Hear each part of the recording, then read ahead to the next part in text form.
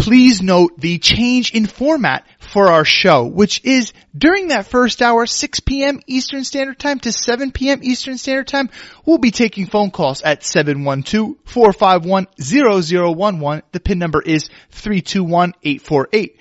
You got a question about something AFC East? Ask us. You got an opinion about something? Let us know. Tell us about it. You have a gripe? Well, let us know about it as well. But during that second hour, 7 p.m. Eastern Standard Time to 8 p.m. Eastern Standard Time, there's just so much to talk about in the AFC East that Gary and I cannot take phone calls. We gotta cover certain topics. So the phone lines will be closed during that second hour. The second thing that I want to let you know about is that we did a non-live episode where I interviewed Mark Schofield of Inside the Pylon. Mark is a writer, and he used to play the quarterback position for Wesleyan University, a small D3 school. So he's got quite a bit of knowledge about the quarterback position. Now, Mark has strong opinions about each of the 4 rookie quarterbacks in the AFC East, so he came on and had a really nice discussion with me about each of them. So you definitely want to give that episode a download and a listen.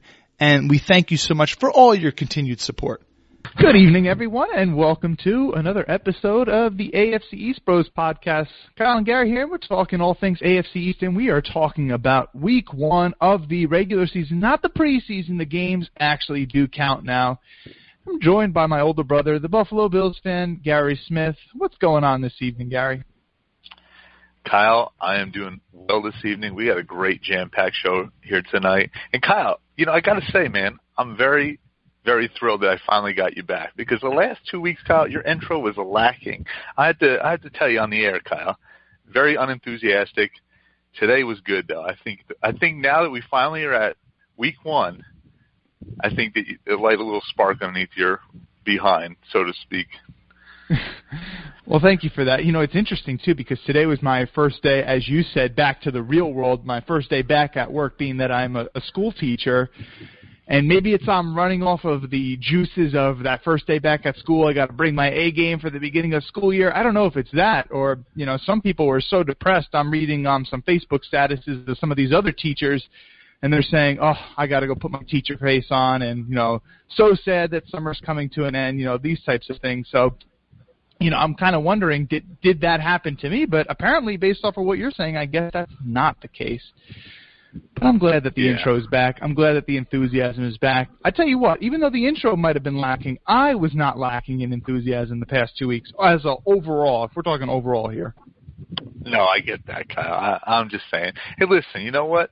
You might have been sick of preseason. I'm sick of it. We want to get to the regular season, and week 1 is finally upon us. Kyle, 2 days from now, this Thursday, real football is here. So I know you're thrilled. I'm most certainly thrilled. And this couldn't have come any faster. I'm just excited to get this week started. Yeah, but it's really Sunday for me, man, because those are the 4 teams that I really care about. And that is when I get to see my team play. So that's really what's, counting for me right now. But anyway, we will be joined by Travis Wingfield of Perfectville, a Miami Dolphins blog, a very good one that I was actually unaware of just this time last week. Just recently found out about it. They also have their own podcast, which I was also unaware of, and I wish that I knew about sooner, but glad that I found out about them. He's going to come on to talk about his 2016 Dolphins season preview, just coming on in just a couple of minutes. Yeah. We definitely have some questions for him, so... Yes, and we're not going to spill the beans just yet, but we also might have on another very special guest. More about that in a little bit. But let's go ahead, Gary, and let's bring on Travis of Perfectville. Travis, how's it going? This is Kyle and Gary. Travis, can you hear us? Maybe Travis stepped away for the moment. While we're waiting for him, let's go ahead and let's start talking about some surprise cuts, Gary, from this week. Let's start off with. Where are we going to start? Let's start off with the Buffalo Bills, because to me, when I look at all of their cuts, there's only one that is surprising to me, and you already know what that one is. What is it?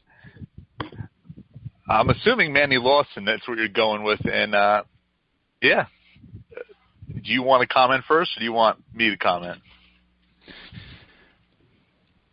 I want you to comment. Give me what you think your perspective is, because I did see some people in the Buffalo Bills media that were kind of really downplaying the investigation of the domestic violence incident as that totally wasn't a thing, which I do think that's a thing. But I want to hear what you have to think about that. Yeah, I could point to 5 things, Kyle. The reason why it led to Manny Lawson's demise as a Buffalo Bill. And, we'll start off with the domestic violence. This is still looming. We don't know what the deal is with that. We haven't got any word, but apparently the league is investigating. And, as you know, the Bills are co-owned, Kyle, by also a female. So this is a big issue. That's why I kind of, ruled out Greg Hardy as ever being in a Buffalo Bills uniform. There's a female owner that owns the Bills. So if there's any validity to this, if there's any truth to that, I'm assuming this is a huge red flag for a female owner to have a player on the team that is under domestic violence investigation by the league. Okay, number 2 is he's coming off a torn pec. We don't know how well he's healed from that. I can tell you this right now. He got extensive playing time in the 4th and final preseason game, Kyle. And this is against third and fourth stringers against Detroit. And did Manny Lawson pop out to me on the screen as a guy who's going to be a starter? I got to tell you, no, he didn't. If anything, I look at a guy like Bryson Albright and Lorenzo Alexander, who are going against first-team and second-team guys. They look better than Manny Lawson. Now, I'm not going to fault Manny Lawson. His total body work says otherwise. But, Kyle, was there much of a difference between Manny Lawson and Lorenzo Alexander? I got to say no, and I don't know if he's quite fully healed from that torn pec or partially torn pec. So that's reason number 2. Reason number 3 is, Kyle, that the Bills, they make no bones about it. In fact, Doug Whaley is very public on who they're talking to about contract extensions. And once they locked up Tyrod Taylor, Kyle, they said their sole focus was on Stephon Gilmore. Now, is a new contract on the horizon for Stephon Gilmore? I don't know, but you cut Manny Lawson, you cut Jerome Felton. That saves you a lot of money to go towards a one Stephon Gilmore. And, Kyle, in Rex Ryan's scheme, corners are key. And to let a guy like Stephon Gilmore going into his prime walk would be detrimental to a Rex Ryan defense. So I'm thinking to myself, that's another reason. That's reason number 3. Reason number 4, I already mentioned you a little bit, is that I think he got outperformed in the preseason by younger, more youthful competition. And, Kyle, keep in mind, Manny Lawson is in his final year of his 3-year deal that he signed with the Bills.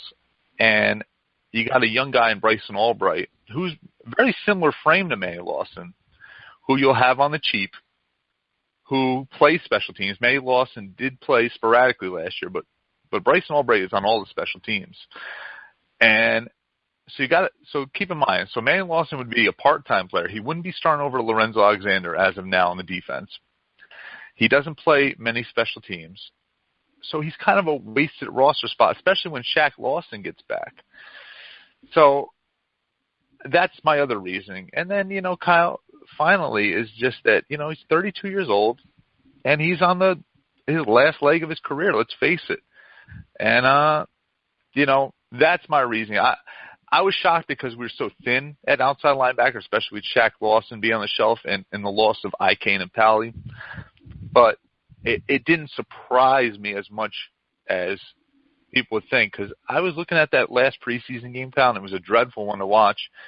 And, Manny Lawson, who's, like I said, here's a guy who's supposed to have a role with this team, a big role, especially the absence of Shaq Lawson, did not stand out against meager competition. And that's what was troubling to me.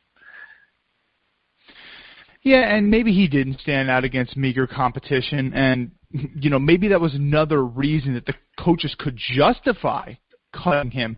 But I don't think that was the sole reason. And Gary, one thing's for sure is Rex is very loyal to certain players. Certain players that know his scheme well, that do what they're asked of in this scheme, and that they don't complain. And we had spoken about Manny Lawson, particularly towards the end of last season. He had a good game against the Jets. When you contrast the way he was playing at the end of the season compared to how Mario Williams was playing at the end of the season, Manny was a Rex guy, Mario wasn't. And, Rex had even said, earlier on this season that Manny Lawson definitely has a role in this defense. And when I look at certain guys that played similar roles to Manny Lawson, you think about Brian Thomas and Calvin Pace. Listen, those guys weren't good.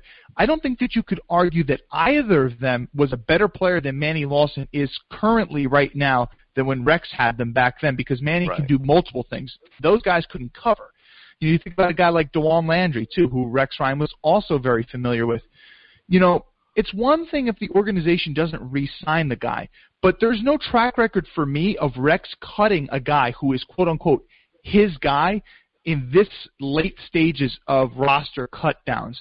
So I definitely, while yes, saving that extra money to lock up Stephon Gilmore, who is a more valuable player, no doubt about it, that might have been a contributing factor. I think more of your first point about Kim Pegula being a, part owner of the Buffalo Bills, along with her husband,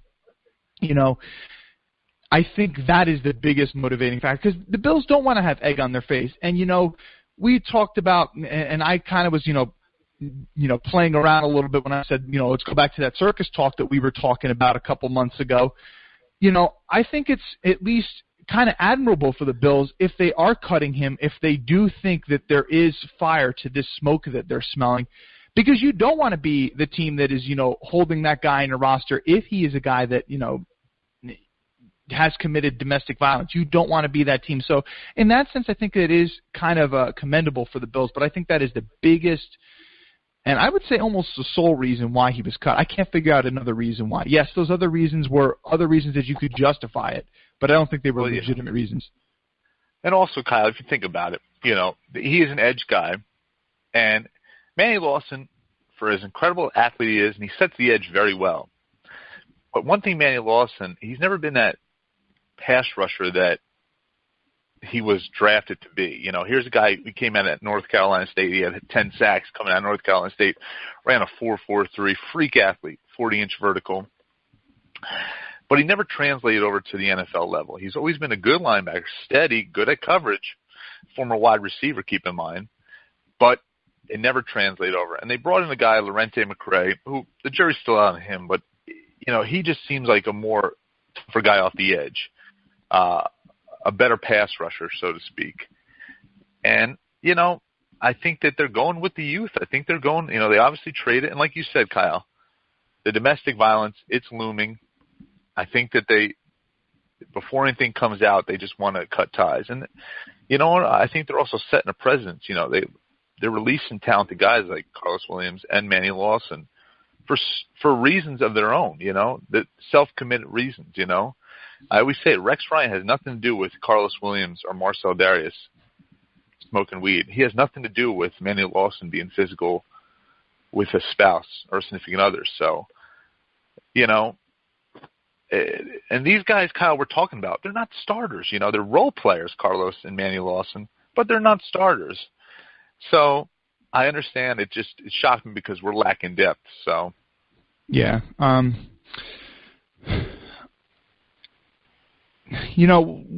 want to talk more about this, but let's go ahead and let's get our guest Travis on, and we can maybe revisit the Manny Lawson talk a little bit later on. But no doubt he's not a star. He never did live up to that first-round expectation. Still is a solid player. But anyway, Travis Wingfield, you are on the line. What's up, my man? Hey, guys. How's it going? Can you hear me this time? Oh, we can hear you fine now. Perfect. So, Travis, how long have you been blogging about the Dolphins? Oh, man, it's been, I would probably say over a decade, but it's been for various different fan sites. Back when I was in high school, I used to write for a site called Fin Heaven, and that was my first one. But, I mean, I've been off and on for probably about 10 years or so. Wow, that is certainly really impressive. Because I saw that in your piece, your latest piece that you wrote talking about the 2016 Dolphins season preview, you had said that twice within the last 11, 12 years or so, you completely predicted at the outset of the season the correct Super Bowl matchup and the correct Super Bowl champion. In 2004, the Patriots over the Eagles, and in 2014, the Patriots over, was it 2014? No, it was 2010, the Packers over the Steelers. Was that correct? Yeah, that's the right one. So that's pretty impressive. So you've been doing this for a really long time now. I did listen to the latest episode of your guys' podcast. Now, you were not on that. Do you ever co-host that show as well, or are you just on the blogging sphere? I haven't co-hosted yet. The plan is, I think, at some point to mix me into the trio there. I guess the duo to become a trio. But so far, I'm just doing the writing, the blog portion of Perfectville, and then those guys are handling the podcast aspect of it. Mm-hmm. And go ahead, and I've been saying Perfectville, but I don't know. I want to make sure that I get the website down pat. Can you go ahead and give us the exact website that people can go out and check the blog out? Yeah, I appreciate that. It's welcometoperfectville.com. You can access the podcast from there, and then my portion is Right Travis Right. It's a play on the Run Ricky Run moniker back from the early 2000s. Probably the last player we can point at and be proud of as Dolphins fans. Well, at least in terms of his play anyway. But the podcast is just called Perfectville, and you can find it everywhere, iTunes, Stitcher, on the website itself. So, yeah. Now let's talk a little bit about the piece that you just wrote, and it came out late last night. And Dolphins fans, Jets fans, Bills fans, our loyal AFC East listeners that actually care about the division, go and give it a read. I'll plug the link for this in the description of this show as well. Now, there's a lot of stuff in there. It's an extremely long piece. I think that when you were previewing it, you called it a manifesto, if I'm not mistaken. And yeah. One of the things that you had spoken about is that the Dolphins might get themselves into quite a bit of shootouts this year. Why do you think that could be the case? Well, last year the defense was kind of the Achilles heel, but the offense couldn't really pick up the slack. And I just see this year's version of the team having much more cohesion and just better play calling and coaching can really improve the offense. Adam Gase in the past has worked wonders with quarterbacks. So I think, maybe Jay Cutler maybe doesn't have as much talent as Ryan Tannehill does. I've always been a big Tannehill supporter myself, but where he really falls short is in a couple decision-making areas are his own fault. But he's had poor pass protection his entire career, and we're looking at an offensive system that caters to quarterbacks like Tannehill, and we have the pass protection for the first time in his tenure with the Dolphins that I think can actually hold up and make him produce at a Pro Bowl level, actually. What's interesting is you brought up Tannehill, and then you brought up the offensive line and how they have not been able to protect him at all. And it's actually interesting, about almost 10 episodes now, I did a extensive look at Christian Hackenberg, and I actually brought on another Dolphins podcaster on just solely to talk about the fact that Ryan Tannehill has been hit so much in his young career, and have these hits affected his game? Is he, quote-unquote, broken? Has he received this David Carr syndrome, so to speak? Because no quarterback over the last 4 years has been sacked more than Ryan Tannehill. And I'm looking at the statistics right here. 2012, he was sacked 35 times. 2013, 58 times. 2014, 46 times. And 2015, 45 times. And going and looking at your piece, you said that he will only be sacked 30 times, which is quite a stark difference from what we've seen over particularly the last 3 seasons. Yeah, and that's kind of, I think, what the focus of the offseason has been for the offense. They didn't really put much into the defense via the draft. Obviously the first round pick, Laramie Tunsil, a lot of people speculated he could possibly be the best player in the entire draft, and it has shown in his pass blocking. And then if you look at the right side of the offensive line, they get Jawan James back, who's been a serviceable to maybe above average right tackle. He's not really a mauler, but he can pass protect. And then you look at the right guard position, and that's where they were trying to figure out who they were going to go with. I'm sure you guys know the name Dallas Thomas quite well, as Mario Williams made him his own personal whipping boy for a couple of years there in a row. For some reason, he keeps getting looks on the offensive line, but he's finally been replaced. And the other competition for him at right guard was Jermon Bushrod coming over from Chicago and Billy Turner. Now, I thought Billy Turner was a better player than Bushrod in the preseason, but Bushrod is a better pass protector. So I think they're kind of going with the line of thinking that they're gonna pass the ball a lot more than they are run the ball. So they're just gonna try to get as much walls out there, so to speak, in terms of pass protecting, rather than trying to create a really driving run game in that sense. Yeah, I had to agree with what you're saying, because I'm actually looking at a lot of your projected stats, and you don't have a 1,000-yard rusher in your projected stats, and that makes a lot of sense because these guys are offensive tackles, especially Laramie Tunsil. Laramie Tunsil at Ole Miss never was in a 3-point stance. He was always in a 2-point stance. So a lot of these guys, especially Bushron and Tunsil, they're just learning how to fire off the ball and really come off as guards. So I don't see that they're going to be able to have a lot of success in the running department. No, that's exactly right. I mean, when you're relying on a guy that has been injured pretty much the whole bulk of his career, and Arian Foster, and then Jay Ajayi, he's been pretty much a bust this camp and preseason thus far. I mean, there was a time when Isaiah Peeb was the strongest looking back we had in preseason games. So I think that Adam Gase, his moniker has always been they're going to play to the strengths of the guys on the team rather than making them try to fit his scheme. And I think he notices that this offensive line, this running game isn't quite there yet in terms of getting pushed, but they can pass protect, and the quarterback does have success when he's had time in the past.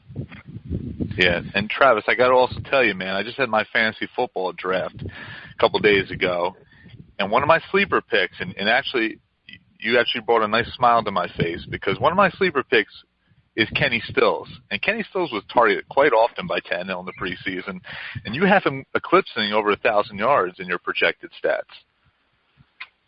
Is he going to be a favorite target, or is he going to be fool's gold like it was last year? I like to blame a lot of the problems this team had the last few years on Joe Philbin, and then obviously going back to Bill Lazor and Mike Sherman calling the plays for the past few years. It just seems like they kind of drill it into his mind that he has to do, point A, B, and C, whereas Adam Gase's system has always been quarterback friendly, and you saw it with Jay Cutler having his best year last year in Chicago, and obviously, I mean, you can't really give Gase credit for Peyton Manning, but Peyton Manning played pretty well with Gase, and he even said himself that Adam Gase was the best coach he ever played for. So Kenny Stills was a guy that Adam Gase has lamented, profusely over the past few months. And, he's getting a lot of targets. They don't like Devontae Parker's practice habits. They're saying he's having a hard time staying healthy. So I think that Landry's going to get his balls, short and intermediate. And Kenny Stills is going to be the guy that takes the top off the defense and makes some big plays for us, hopefully, in the passing game. Travis, when you look at all these stats, while Gary just said you don't have a 1,000-yard rusher projected, but, you still have the offense running for 1,856 yards and 13 rushing touchdowns. That's certainly not bad production. I mean, there was just a couple seasons ago where the Jets might only had 5 rushing touchdowns on the entire year. So having 13 is pretty good. You have 2,000-yard receivers, another one who gets close to 1,000 yards. And to me, here's one that I found. I was really scratching my head as I was reading this a little bit earlier. You have Jakeem Grant catching 28 balls, 543 yards, 19.4 yards per catch, and 2 touchdowns. To me, that seems a little crazy. And let's talk about the entire offensive stats in total. To me, they seem a little bit inflated. But you had also said that, a lot of those yards in offensive production can come in garbage time where the Dolphins are trying to catch up, similar to what they did oftentimes last year. Is that a big reason why we can see, these gaudy statistics, if you will? Yeah, I do think that because, as I said earlier, you guys being the Bills and Jets fans, you saw just how easily you guys carved up our defense last year, and I don't really see much of a reason to expect a lot of difference there. I mean, the scheme's different. We brought in some miscast players from Philadelphia in Alonzo and Maxwell. You know about Mario Williams. I just don't really see the significant upgrades there. I mean, you have your stars in Ndamukong Suh and Rashad Jones, but 2 players can only do so much on a defense. So if we're playing catch-up the entire season, there's going to be a lot of off coverage, and that's where Jarvis Landry really makes his money is underneath. And I think it's just going to be a 70%, 30% pass-run ratio that sees him playing against a lot of nickel and dime defenses playing off coverage and in deep cover 4 and whatnot. That seems similar to what happened in 2014 when they were throwing the ball. It seemed like at the third and the fourth quarter, man, it seemed like every time Tannehill was dropping back and passing. So it seems more of the same. Well, what will be the difference? Because we see that you projected, heavily stats on the offense, and Tannehill looks like he's going to have a decent season. But I tell you this right now, what changes that they're going to bring to the Dolphins that are going to enhance what happened in prior years with the Joe Philbin era? I think a lot of it has to do with play calling. Some of the route concepts that they ran under Bill Lazor just didn't really make a lot of sense. You'd watch it on the coach's tape on Game Pass, and you have 2 or 3 guys flooding a certain area of the field. And Adam Gase's offense really attacks different levels of the defense, and it gets the ball out of the quarterback's hands quickly. And it just seems like there's more of a plan rather than just kind of throwing darts at a board, if you will, as it was in previous regimes. I mean, that's kind of the biggest thing that I'm pointing to is the change in coaching, because I've always thought Tannehill was a talented player. I liked him coming out of the draft at A&M. Right. It's never clicked for him for whatever reason. And I guess if it's not the coaching staff, then we're going to have to move on. But that's kind of how I see it at this point. Is that improved coaching and pass protection will really allow him to take the step that I've always thought he should have been taking. All right, Travis, let's get into the nitty-gritty. Let's get into some of these games that you predicted. And we'll start off with week 1. And you got the Dolphins losing 14-27 to the Seahawks. I got to tell you, and I'm going to be completely honest with you, Travis, the track record proves otherwise, that this game is not only going to be a loss for the Dolphins, but almost a blowout. If you look at what happened in the Super Bowl when Adam Gase went against Pete Carroll, it wasn't even a game, and that was a more talented Denver Broncos team as opposed to this Dolphins team. And then if you look at even last year, Adam Gase laid a goose egg against the Seahawks when he was coaching with the Chicago Bears. So I'm seeing they're going to have a really difficult time in week 1, and that's the track record proves that. It could absolutely easily go that way. There's no question about that. The Seahawks have us out-talented man for man up and down the board. I guess the thing I'm probably clinging to the most on that is the Seahawks' slow starts in recent years. I believe they were 0-2 to 2-4 last year, and the previous season I think they were 2-3 or something in that range. 500 starts. And I guess the one benefit the Dolphins do have is that no one really knows what Adam Gase, as a head coach, and this team in particular, what they're going to look like. So maybe the element of surprise. I actually am working on I'll be doing, game previews on Thursdays and then game reviews on Mondays. So on Thursday, my Seahawks and Dolphins piece will drop on Welcome to Perfectville. And when it does, I actually wrote about those 2 games you mentioned, the blowout in the Meadowlands in the Super Bowl, and also the shutout last year against the Bears. But I'm thinking maybe the first half it'll be kind of filling each other out, and then the Seahawks can probably get into the locker room, make some adjustments, and really start having their talent take over like it should. If there is a sense of optimism for Dolphins fans out there when they go and read your piece, I don't want to spoil your end of the season projected record. I'll leave that for the article. But I will say this, you have the Dolphins going 4-2 in the division, and I'm not quite sure with, not with positivity the last time the Dolphins had a winning record in the division, but it probably was 2008, the last year they won the division, and I'm not even 100% sure about that. They might have gone 3-3, but I think it was 4-2. But you have the Dolphins going 4-2, and you have them sweeping the Buffalo Bills, and not only that, but before that Bills matchup, you have Rex Ryan getting fired before that game. That's pretty bold. I was waiting for you guys to point that out. Yeah, I'm sure Gary's not the biggest fan of that comment. Oh, well, listen, Travis, I hear what you're telling me, but I'm not buying it, all right? I got to tell you, man, if we're talking, once again, I'm a big believer of track records. And I remember in 2014 when the depleted Jets defense, Antonio Allen starting at corner, they went toe-for-toe with that very talented Denver Broncos team. And I believe Denver barely squeaked out a win against that really terrible Jets team that only won 4 games. So I'm having a hard time believing that Adam Gase has Rex Ryan's number. And this is a much more talented Bills team than that Jets team was. And I don't believe that this Dolphins team is quite the caliber of that Denver Broncos team. But it'll be interesting. I'm not gonna tell you you're wrong, but at the same token, I'm not buying it. Hey, I understand completely, man. I wrote some pieces previously, leading up to the season, talking about how the Dolphins' biggest bugaboo wasn't even the Patriots; it was the Bills, and then the Jets and Patriots were a close second. For whatever reason, they can't beat the Bills. Tannehill's never won in Buffalo, and he's never won at home against the Jets. We actually have worse records against the Jets and Bills than we do the Patriots under the Tannehill regime. My only question to you is, in these Bills matchups, who guards Sammy Watkins? Because your best corner, Brett Grimes, is out the door. And I know that's with a big asterisk in front of it. But, it just seems to me, how do we only score 16 points against you guys? That is the big question mark. I just don't see it, And LaShawn McCoy ran wild on pretty much the same defense, throw away, Olivier Vernon, put Mario Williams in there. But the linebackers, Travis, this preseason, they can't tackle. Yeah, Kiko Alonso's been made to look a fool quite a few times in the preseason. You could be absolutely right. Projecting is always difficult, especially that far off in the season.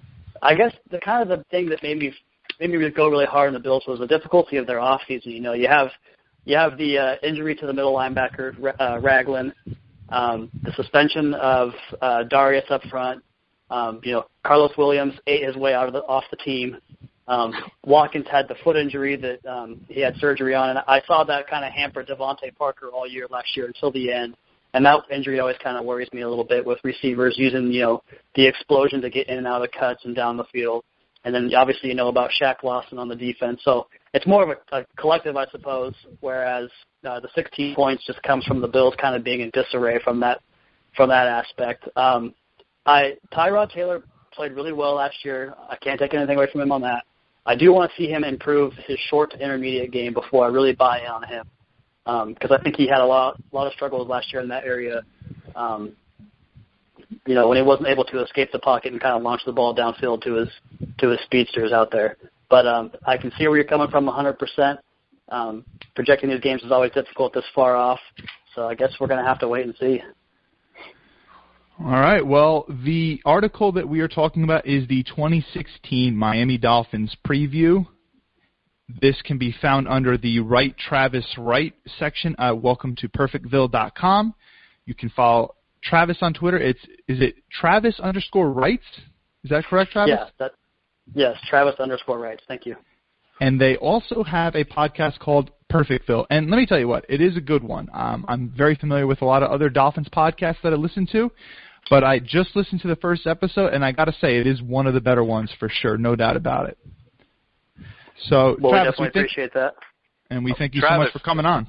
Hey, Travis, one thing before you go. I want you to call in the week when the Dolphins and the Bills match up with each other. We got to speak that week, my man. Hey, no problem, man. Before or after the game? Well, before. Both. We're going to do before. Both. There we go. Perfect. Sounds good. I really appreciate you guys having me on. I've enjoyed the podcast. Listened to a few episodes now. So keep it up, and we'll talk to you guys soon. Sounds good. Thanks, Travis. All right, thanks, Travis. Bye. Thanks a lot. Bye.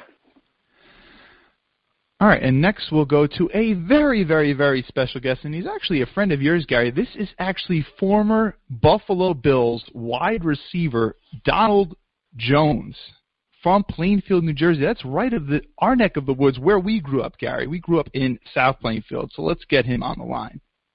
All right. Donald, this is Kyle and Gary. How you doing this evening? I'm good, man. How you guys doing? We're doing well.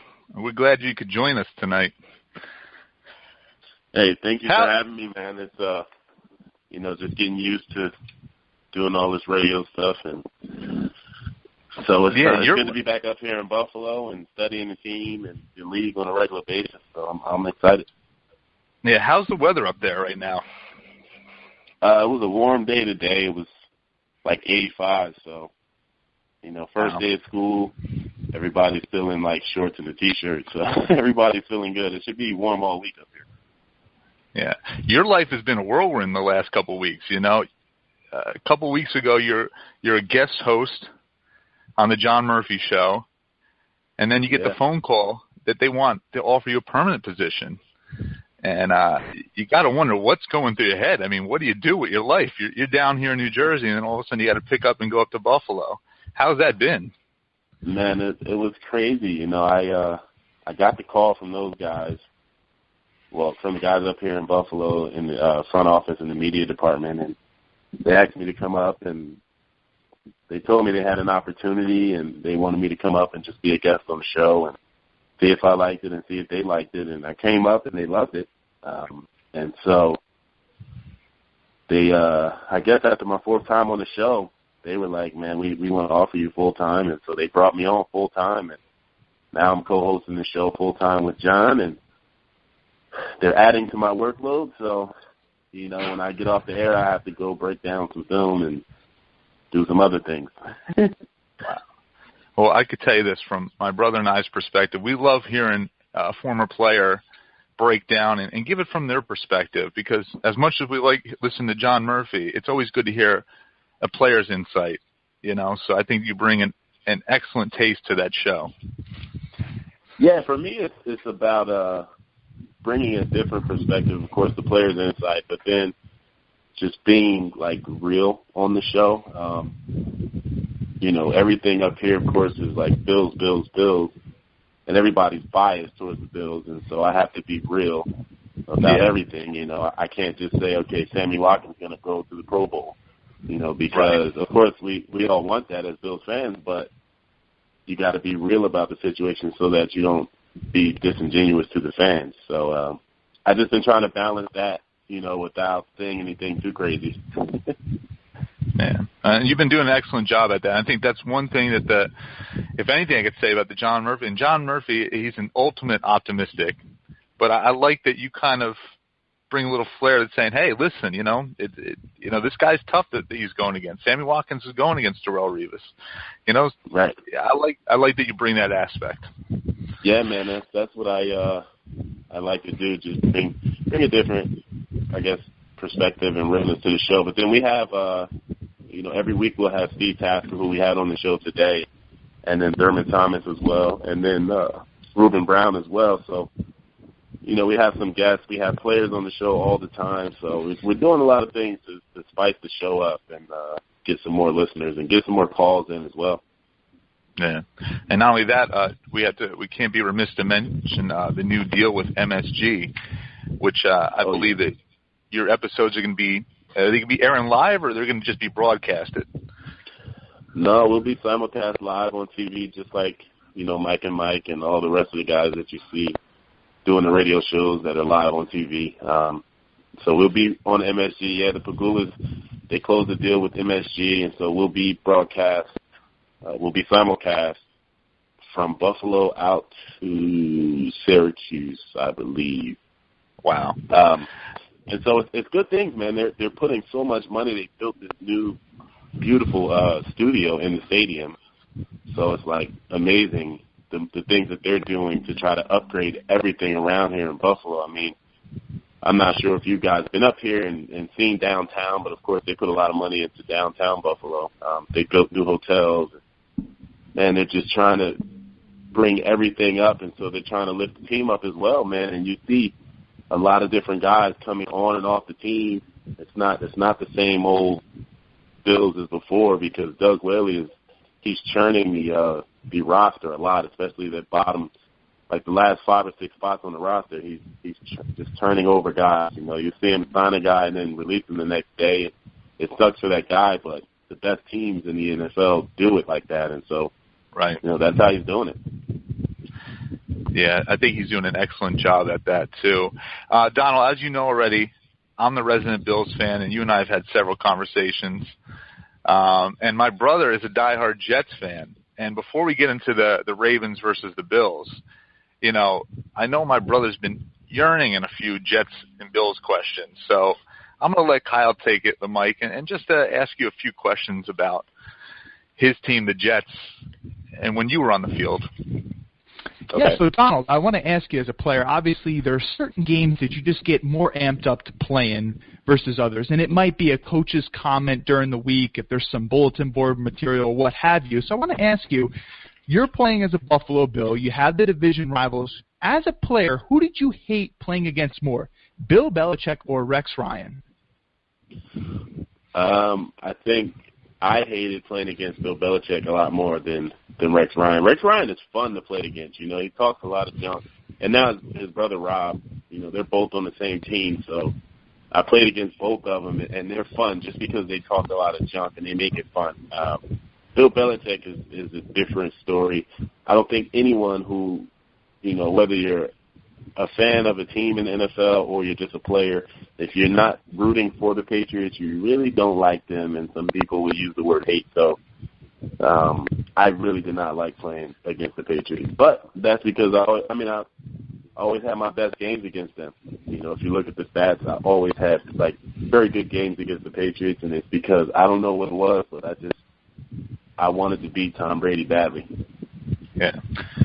I mean, who could forget, real quick, Kyle, in that 2011 game when, Donald Jones, the game's on the line, and basically if they don't convert, the game's over with, and Donald Jones makes a huge catch. I forget the corner you were going against, but there's a catch down the sideline, and I remember I was going nuts at the bar. I was probably 4 drinks in, starting to get a little tipsy, but I almost lost my lunch, man.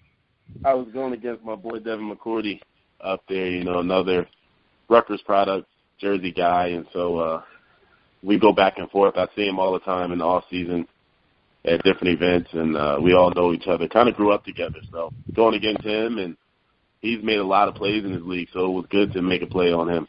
Hey, Donald, you should tell Devin that he needs to thank you, because when you undressed him like that, maybe that was the first signs that the coaches said, you know what, maybe we should move this guy to safety instead of playing cornerback. Yeah, man, it's amazing. You see these guys come in as corners, and then they get moved to safety, and their careers just blossom.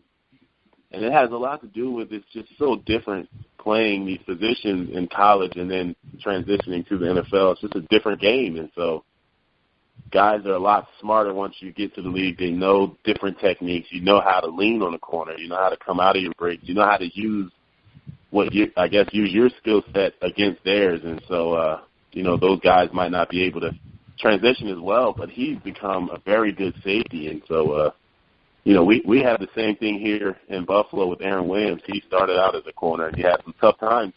They moved him back to safety, and now, he has potential if he can stay healthy to be a very good safety in this league. So I think it's something that you'll start to see a lot more often, especially with the corners going back to safety, just because some guys just can't make that transition. Donald, let's go back to talking about a little bit of New York Jets. Now, you had the privilege of playing against one of the all-time greats at a stage of his career where he was a little bit better than he is now. He was a little bit younger, and that is Mr. Darrelle Revis. Now, I got to ask you first, how many times did you actually line up against him, and how did you fare against him?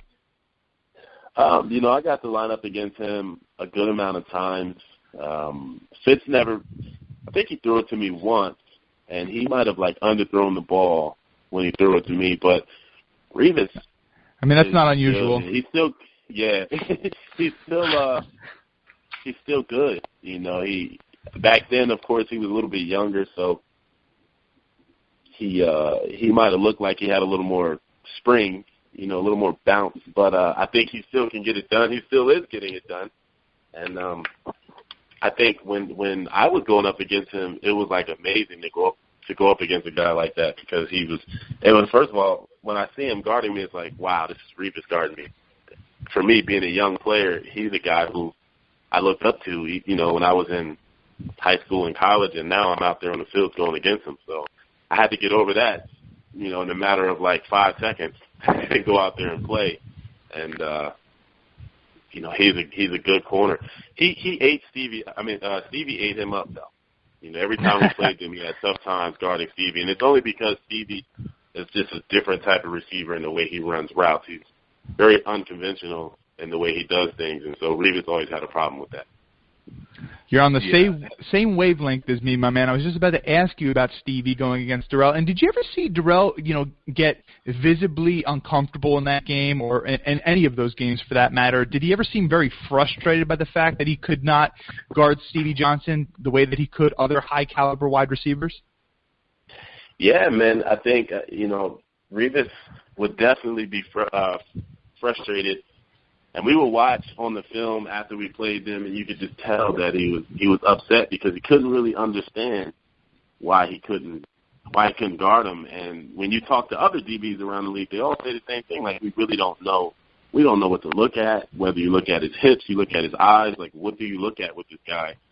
And that's just because Stevie, he didn't really do anything the right way. And I think because he didn't do anything the right way, it's not something that they're used to seeing, and they don't know how to guard it. And when Stevie was in his prime, he was very good, and it was because he's so unconventional. And you saw it with Sherman. Sherman said the same thing. Pat Peterson said the same thing. I mean, the guy was just tough to guard.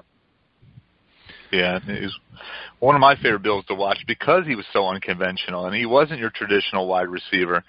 It made him unique. It also made him, it took a certain coach to coach a guy like Stevie Johnson because he'd improvise a lot of times. Am I right on that, Donald? It wasn't like he was always running the route like it was supposed to be ran. No, he never really ran the route like it was supposed to be run. But that's how Chan's offense is like that. Chan now, of course, being the OC down with the Jets, his offense is like, get open, beat the man. And so as long as you have the chemistry with the quarterback, which Stevie had that chemistry with Fitz, and Fitz would stare Stevie down. There were a lot of times where I was wide open or somebody else was wide open, but he was like determined to get the ball to Stevie. And you see the same thing now with him throwing the ball to Brandon Marshall. I mean, there's a lot of times that he just stares down Brandon Marshall, and Brandon Marshall's so big and physical that he can still catch the ball over people. But that's how he was here with Stevie. And Donald, you actually another perfect segue right into my very next question, which is about Ryan Fitzpatrick. And being that I'm a Jets fan, yes, he set Jets franchise records, 31 touchdowns, exceeded the previous record by 2 touchdowns, led the Jets to their first winning season in many years. But I'm not high on Fitz. I'm not a Fitz guy. I really wasn't going to be all that sad if he didn't re-sign with the Jets. And I want to ask you where you would rank him in terms of all the other starting quarterbacks in the NFL. Because in my eyes, he's one of, maybe a bottom 5, definitely bottom 10 quarterback in my opinion. But I want to see where you rank him and why would you rank him there?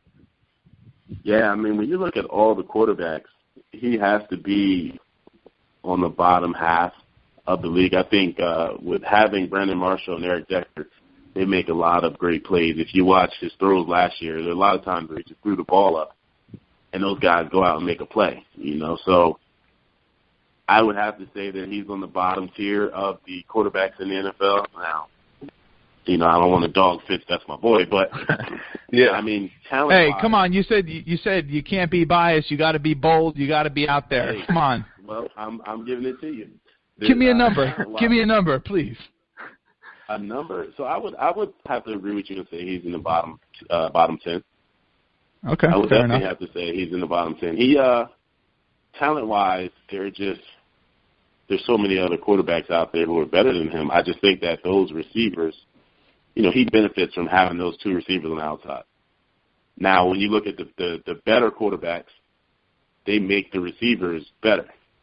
Like Tom Brady, how many times has he had like an all-pro type of receiver besides Randy Moss? The rest of the guys, he's really making them a lot better than they should be or than they are. The best quarterbacks do that, and so I don't see that coming out of Fitz. But so to answer your question, yeah, he's in the bottom 10. Yeah. All right. Well, Donald, we're going to get into one last thing, and that is the upcoming game with the Ravens. And first of all, this is perfect. I know you're under the Buffalo Bills payroll right now, but you are a former member of Chan Gailey's team, and he coaches for the Jets. You are a former Buffalo Bill, and also you had a brief period with the New England Patriots. So you have a really good tie to this division. I mean, you never went outside of it.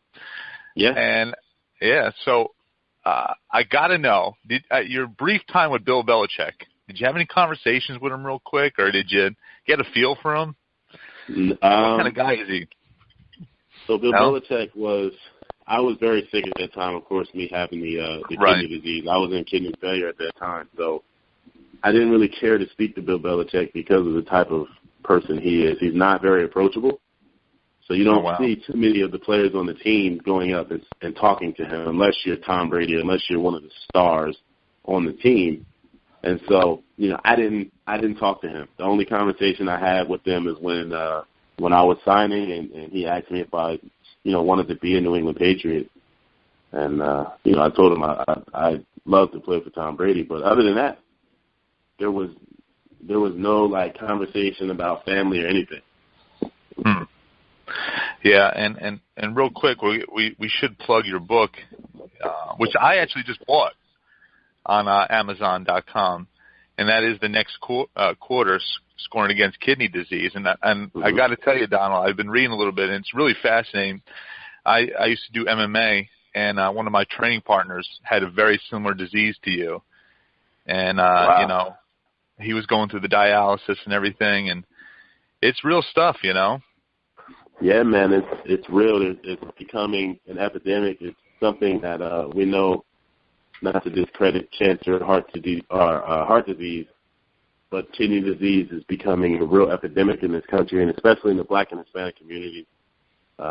There's so many people dying every single day waiting for a new kidney, people are on dialysis 30, 40 years.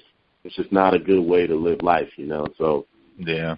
It's something that I went through. I played in the NFL with my kidneys functioning at 15 to 20% for my career. And I dealt with it. I was very sick, but I dealt with it every single year. And then it just came to a point where I couldn't deal with it anymore. I think it's amazing that you not only made the team but had success because, in hearing you talk about it, I watched a YouTube video where you were speaking about your condition, and you were talking about how one of the biggest side effects was you would feel fatigue. And, when you come into training camp as an undrafted guy, one of the things that the coaches are definitely going to be looking for is what type of effort is this guy giving? Because, we probably already have in our minds that he's not the most talented guy in the world. And I'm not trying to say you're not talented. That's not what I'm saying at all. But what I'm saying is, you need to show that you are going to work your butt off. And the fact that you are easily getting fatigued more so than other people because your kidneys aren't as functioning, I think it's amazing just that you made the team on that. But not only that, but you went on to have a pretty successful rookie campaign. So I have to give you much props for that. Yeah. Hey, man, thank you. Yeah, it was tough. I fought through the fatigue a lot of days. There were days where I wake up like, I just don't have it today, but I got to go in there to work, and the coaches don't want to hear I'm tired because of my kidneys. The Bills are dealing with that right now with the guy, Chantrell Henderson. One of their linemen has Crohn's disease, and he lost a lot of weight, and he's now gained it back, and so he battles with that every single day. He has to eat the right way, and that's what I had to do. I had to eat right. I always had to eat healthy. I always had to make sure I was properly hydrated out there on the field so that I can do everything. I wasn't like one of the other guys. The guys can get by with eating horrible. You might eat good on a regular basis, but then you eat a horrible meal. I could never do that. I could never go and eat a horrible meal because I'm going to feel the effects of it. So, I dealt with it, like I said, and I never really complained about it. I just went out there and I worked, and, I'm proud of what I accomplished with dealing with that, with the disease, and I still have it. And, of course, I've had the transplant now, but it's something that I always battle.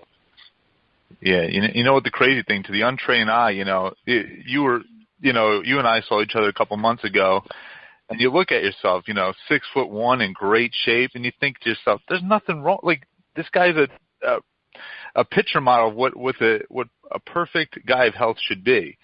And it's kind of it's unknown. Like, it's an opponent that you cannot prepare for.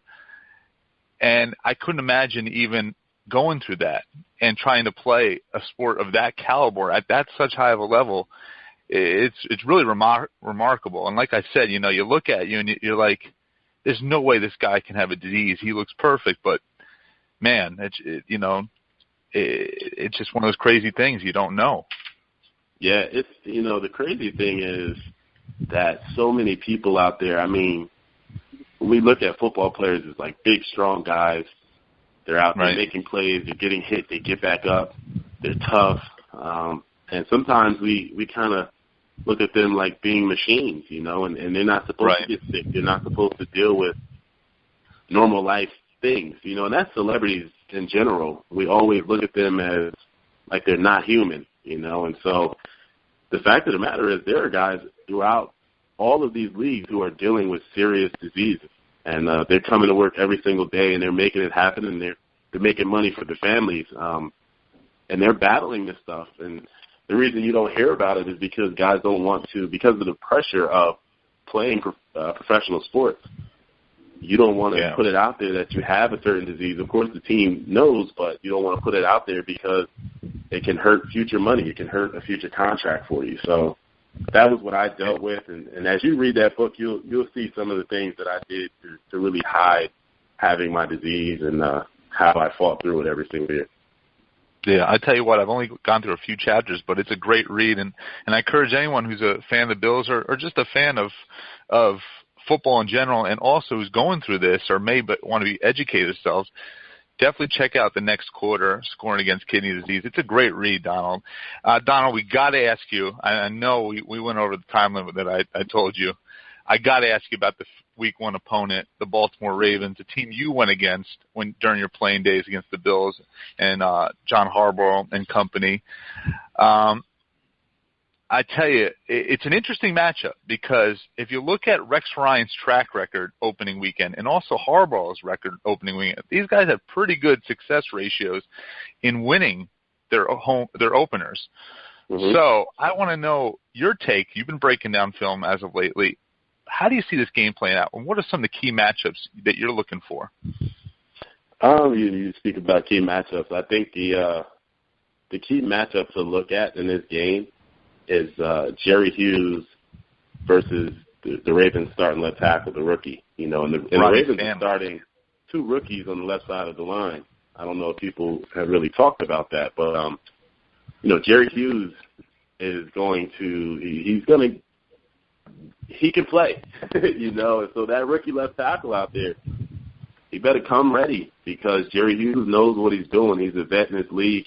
He's going to make plays. He's fast. He has, an up and under. He has swim moves. He has a spin move. Like he's just fast. He knows what he's doing. So I think that's a key matchup. And so I had to actually go sit down and put together my key matchups for this week, and I think that's going to be probably the biggest one to me because I think it can really be the outcome of this game. Is that rookie ready for Jerry Hughes? But for the entire outcome of the game, I think that it's going to be a hostile environment. I think that the Bills' offense is good. Of course, we know we have Sammy Watkins. We know we have Robert Woods. Robert Woods is going to have a good year this year. He was playing very banged up last year. He's going to have a good season this year because he's fully healthy. When you watch him walk around here, he's happy, and that's because he's healthy. So I think you'll see him catch a lot of balls. One guy that people really sleep on, who has the skill set, and I think is going to have a breakout season today. I made a bold prediction that he's going to have more touchdowns than Sammy Watkins. Charles Clay. Wow. Charles Clay is a guy who can he can block, of course, in the tight end game, in the running game, but he can get down the field and make big plays on the ball. And then in the red zone, he's a big guy who you can split out wide and, match him up against a corner or a safety who can't really cover, and he can catch that jump ball down there in the red zone. So I think he's going to be a guy to really watch for in this game. Tyrod really likes to get the ball to him. And so, now you have Shady McCoy's healthy. That was a big factor last year. He wasn't healthy going into the season. He's healthy now. I think the Bills' offense has weapons, and then the Bills' defense is very strong as well. We have some interesting matchups to watch, especially at the outside linebacker position on the left side with Lorenzo Alexander. And then Bryson Albright as well. Albright as well. He's he's a rookie. He's an undrafted guy. So it'd be interesting to see how he can really come out here and play if he's ready to get out here in week one in that type of environment.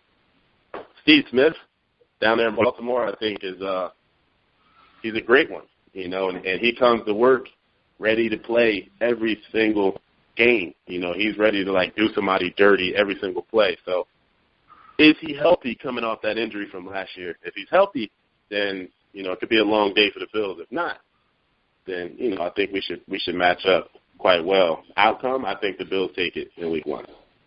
There we go. I like your prediction, and I like your analysis of it as well. I got to tell you, just to piggyback off of what you said, some of the interesting matchups, like you mentioned, that left side of the Ravens line, their two rookies starting. I think that's going to be interesting. You got Darrelle Revis, who's been kind of a journeyman, but really turned it up. He's going to be on that side. Kyle Williams is making his return. Joe Flacco's making his return. So you got a lot of bodies coming back. And, Donald, isn't this always been the story of the Buffalo Bills, is the health of the team? There's always been there's always been talented players on this Bills team. Especially, I think it's always about staying healthy, and first of all, starting the season healthy. This is the first time we've talked about injuries throughout the offseason. Now, of course, we don't have Shaq and we don't have Reggie Ragland, the first two round draft picks, but we have some talent on the defense, and those guys are going to make plays. And you spoke about Darrelle Revis. He's a guy who everyone's high on up here in Buffalo. He made some big plays in the preseason, and I'm looking forward to seeing him out there in the regular season to get out there and make plays. And so that offensive line, Baltimore's offensive line, is going to have their work cut out. I'm telling you. You talk about some guys coming back. Even when you look on the Baltimore side, they get back Terrell Suggs. Is he still can he still get it done? He's coming off 2 Achilles. Can he still get it done? Can he still be a factor in this game? And if so, it could be a long day for the Bills. So it should be a good game. It definitely should be. And Donald, I want to thank you once again. I hope to hear from you in the near future, especially when you come back to town. And we hope you come on and join us again, especially for more games, breaking them down. And I could speak for my brother. We really enjoy you on the John Murphy Show, and we really enjoy that your players' perspective on the show. I think it brings a fine taste to that show, and keep up the good work. Thanks so much for coming on. Yes, hey, absolutely, Donald. Hey, Donald, I got one quick question for you, and I promise to make this real quick. You had mentioned earlier how you guys have a lot of guests on your guys' show, and I got to ask you, if you want other AFC East analysis, will you ever have Gary or myself come on the John Murphy Show? Hey, we'd love to, man. As a matter of fact, let's see, we might get you guys on tomorrow or Thursday if you'd like to. Just let us know. That'd be awesome. If you could pull the strings, we're coming on. All right, yeah, I'll make that happen. We were looking for some guests to come on, and so it'd be good to get your perspective, especially down there in Jets land, and you being a Jets fan. It'd be good to get your perspective this week and then next week as we really vamp things up for the first Thursday night of the season. So we look forward. I'll make sure I talk to John, and we'll make that happen. Everyone always gets so excited for week 1, but I am equally as excited for week 2. You don't know how bad I want that revenge against those Buffalo Bills for ending our season. Well, listen, today we had we made our AFC playoff picture predictions, and I think out of the AFC North, the Steelers and the Bengals are going to come out of there. I see Kansas City coming out of the West. I think the Jags are going to win the South, and I think the Patriots are going to win the East, and that last wild card spot is going to come down to the last week of the season, just like it did last year, with the Bills and the Jets battling it out to go into the playoffs. I could see that too. Hey, Don, I gotta tell you real quick. I was listening and I caught your reaction to Steve Tasker saying the Titans would take that division down in the South. I gotta say, I was laughing a lot, man. You were like, the Titans when he said it. It made me laugh a lot. Yeah, man, because he shocked me with that one, And I understand that the Titans are tough to play, but they never really get it done on a consistent basis not to go into the playoffs, And so he shocked me when he said that one, and I was like, Titans, you sure? Yeah. Steve Tasker's been saying a lot of shocking things lately. I don't know if you heard one of his most recent things. He said that we could get 2 first-round picks for E.J. Manuel during that whole Teddy Bridgewater incident when that went down. Wow. Well, yeah. I know those guys were desperate, and they gave up. They gave up a first-rounder for Sam Bradford, and I was like, come on, you Sam Bradford is not worth the first-rounder, but you're desperate at that time just to bring somebody of any quality in, and so I don't expect 2 first-rounders though for EJ. That's tough to that's tough to sell to the fans. Yeah. Well, it was Steve Tasker's. He does a great job, but really, I think he's been saying some outlandish things. The Titans and the 2 first-round picks, it threw me for a loophole. But Donald, once again, I really want to thank you. And you and I are definitely going to grab a bite when you come back into town. And like I said, October I'll be up there. So. All right, perfect. Yeah, well, I'll make sure I hit you up when I come back into town, and we can sit down, grab a bite, and talk everything over. And I'll let you know about coming on the show this week as well. All right, thanks, brother. Yeah, thank you. Take care, Donald. All right, bye-bye. All right, that was a blast right there. And again, the book that we were talking about is The Next Quarter, Scoring Against Kidney Disease. You type that in and also type in Donald Jones, and you will find it right on Amazon.com. And listen, I love Kindle books because I love reading right from my phone. I feel like I'm so productive from my phone. I bring my phone everywhere. You know, if I'm waiting in line at a supermarket or something like that, I can pull up and start reading a book. You know, oftentimes we get so intimidated by reading a book because we need to think we need to sit down and be in a type of environment where we need to concentrate or whatever. Yes, that is the case. But we all live busy lives in this fast-paced world. You can get the Kindle edition for this book, which is probably where I'm going to buy it, for $3.03. That's a no-brainer. Go and purchase the book. And I'm looking at the reviews on Amazon, and it's all 5-star reviews. So go and give the book a read. Gary said he's already went through a couple chapters, and it is enjoyable. So, Kyle, I got to tell you, I'm more of a paperback guy. There's nothing more I like than showing that book off, you know, on my mantle and saying, you know, hey, listen, this was a good read. Or someone asks me when they come to my house and they say, oh, what do you think about this book? I love showing it. So I'm an old school guy, but either way, definitely check out that book. And Kyle, real quick, I got to tell you, man, I didn't realize until I was reading this book, it really pointed out a lot of interesting things. Kyle, you remember my friend Big Baby, 6'5", big, big black kid. He was very athletic.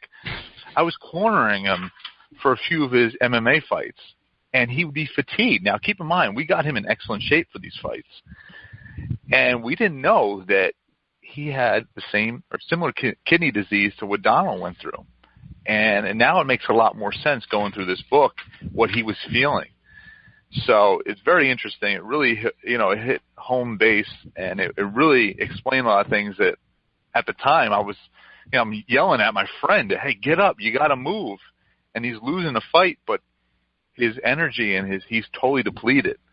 So it really hit home when I went through this book. You know, Big Baby, I cannot say that I really remember. I might have met him once on a late night, but I can't really remember. But I know you always, I always remember you speaking about how he was a big guy and had all this potential as a fighter, but he was I remember you saying that he was kind of lazy on the mat. And maybe it wasn't because of a lack of effort or a lack of desire or a lack of heart, if you will, but just because he was dealing with such a condition. Yeah, and now, it makes a lot more sense. But anyway, excellent read. We appreciate Donald for coming on, and hopefully in the near future we'll get him on again.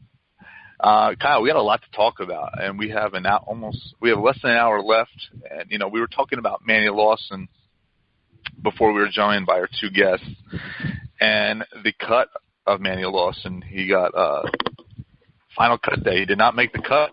And I know you had a few things to express before we left. Yeah, I think I want to bury the hatchet with that unless you have anything else to say with this. But I will pose this one last question, and this is something that's just come into my mind right now, is that I don't think any other team has picked Manny Lawson up. And if you just look at what he's done over the last couple seasons, particularly last year, that to me says that this guy is worth at least picking up and giving a shot for at least a portion of the season. But I think the teams are scared because of the domestic violence accusations. Yeah. It's definitely food for thought, and we won't know. Only time will tell. And Kyle, I've heard rumors that there's a possibility he might rejoin the Bills after this whole thing blows. I've heard, and it's been through very vague sources. But Kyle, they already gave up his number to Lazier Douzable. I think that they kind of buried the chapter on Manny Lawson. Yeah, I think so too. But let's go and talk about other surprise cuts. In terms of the Jets, I cannot say that there was, very shocking cuts. There was a couple that were a bit surprising to me. I thought the team should have kept Kenbrell Tompkins. They gave him quite a bit of money. They liked him at the end of the season. He was a guy that he wasn't even in training camp with the Jets last year. They picked him up kind of mid-season. You remember him going against one of his former teams in the Oakland Raiders, and he actually put forth quite a good game with actually Geno Smith throwing him the ball. So the team liked him quite a bit. He seemed like a Chan-Gailey type guy, but he didn't do anything in the preseason. And to me, why it was shocking was not so much why they cut him. I mean, I get it. I thought they liked him, and apparently they didn't like him as much as I thought. But who they kept over him. And we heard all this buzz about Jalen Marshall in the preseason. Jalen Marshall this, Jalen Marshall that. He would have been the number one wide receiver if he went back to Ohio State. He probably could have been drafted if he had a better combine. The only reason he was undrafted is because he didn't have good measurables. He was a priority free agent signing. And he was tearing it up in all the camps. He's like Fitzpatrick's calling him. He's like a sponge. He absorbs all the information. Brandon Marshall's saying the same thing. He's always by Brandon Marshall's hip. And you watch the preseason games, and this guy probably dropped 40% of the catchable balls to him. Not only that, but I went to 2 Jets practices, and I probably only saw about 2.5 hours worth of practice because of the rain delay at the one practice. And I saw the kid drop 3 punts just in those practices. And it's not just that, but he also was bobbling punts during the preseason games, even the very last preseason game.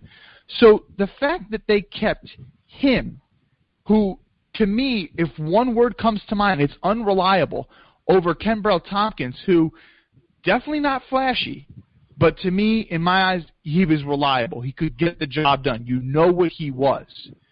So to keep Jalen Marshall over him and Jeremy Ross, who I also thought had a bit decent preseason, to me that was a little surprising. Yeah. I think they're going with the youth, Kyle. In fact, this is my theory. It's almost comes to a numbers game. When you have a veteran like Kenbrell Tompkins, and I know, well, what if Brandon Marshall goes down? What if Eric Decker goes down? You want that experience. You want some guy, rather than 3 rookies being on the roster, you probably want some guy who has some starting experience. The deal is that they're younger, cheaper guys that they probably want to mold into their system. And I get why they kept him. I also get why your reasoning is to get Kenbrell Tompkins over them. But my whole thing is this, is they're younger, cheaper, you can mold them to your system. And Kenbrell Tompkins, let's face it, Kyle, he's been a revolving door since he's been in the league. You remember his stint with the Patriots. Kyle, I remember being so happy during my fantasy football draft the year that Kenbrell Tompkins was on the Pats. Remember that?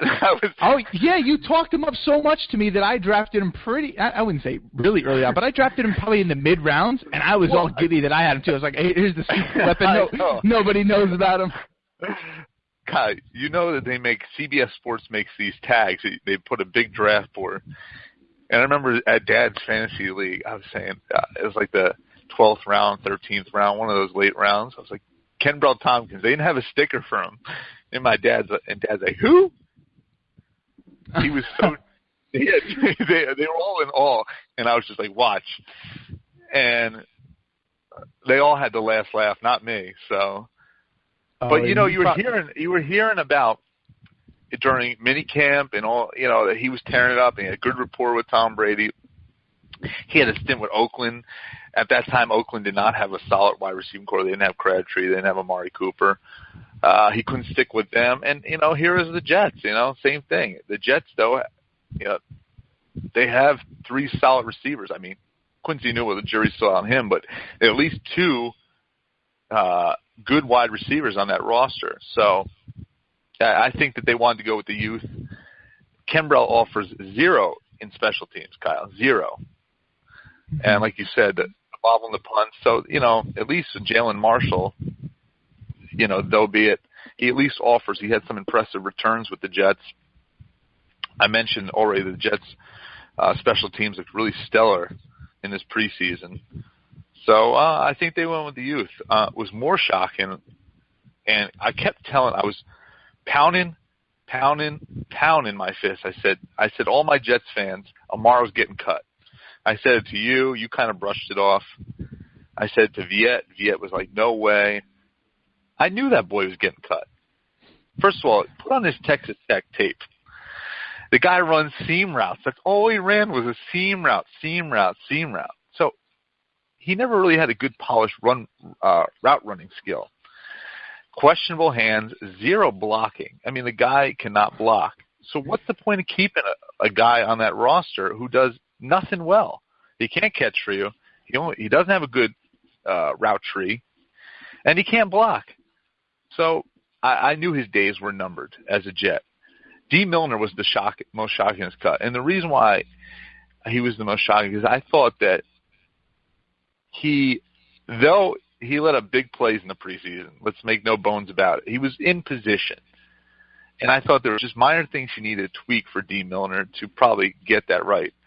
But a Jets fan tweeted this out, and it was really interesting. It was, if Todd Bowles can't fix D. Milner, if Rex Ryan can't fix D. Milner, no one can fix D. Milner. And D. Milner has not even had a sniff. He cleared waivers, mostly, and keep in mind, his contract was already guaranteed. And no one even sniffed him yet. So he might be one of these first-round picks that just fizzles out of the league real fast. Hey, but listen, I still Gary, you mentioned 2 great coaches that have done great things with corners in their times. But let's be honest, there's people more important to fixing D. Milner that haven't been able to fix him, and that's the doctors. This guy's had probably 15-plus surgeries in his career, and the doctors haven't been able to fix him. And that's the biggest reason he got cut. And Bowles went out and said, listen, we got to go with the guys that are healthy.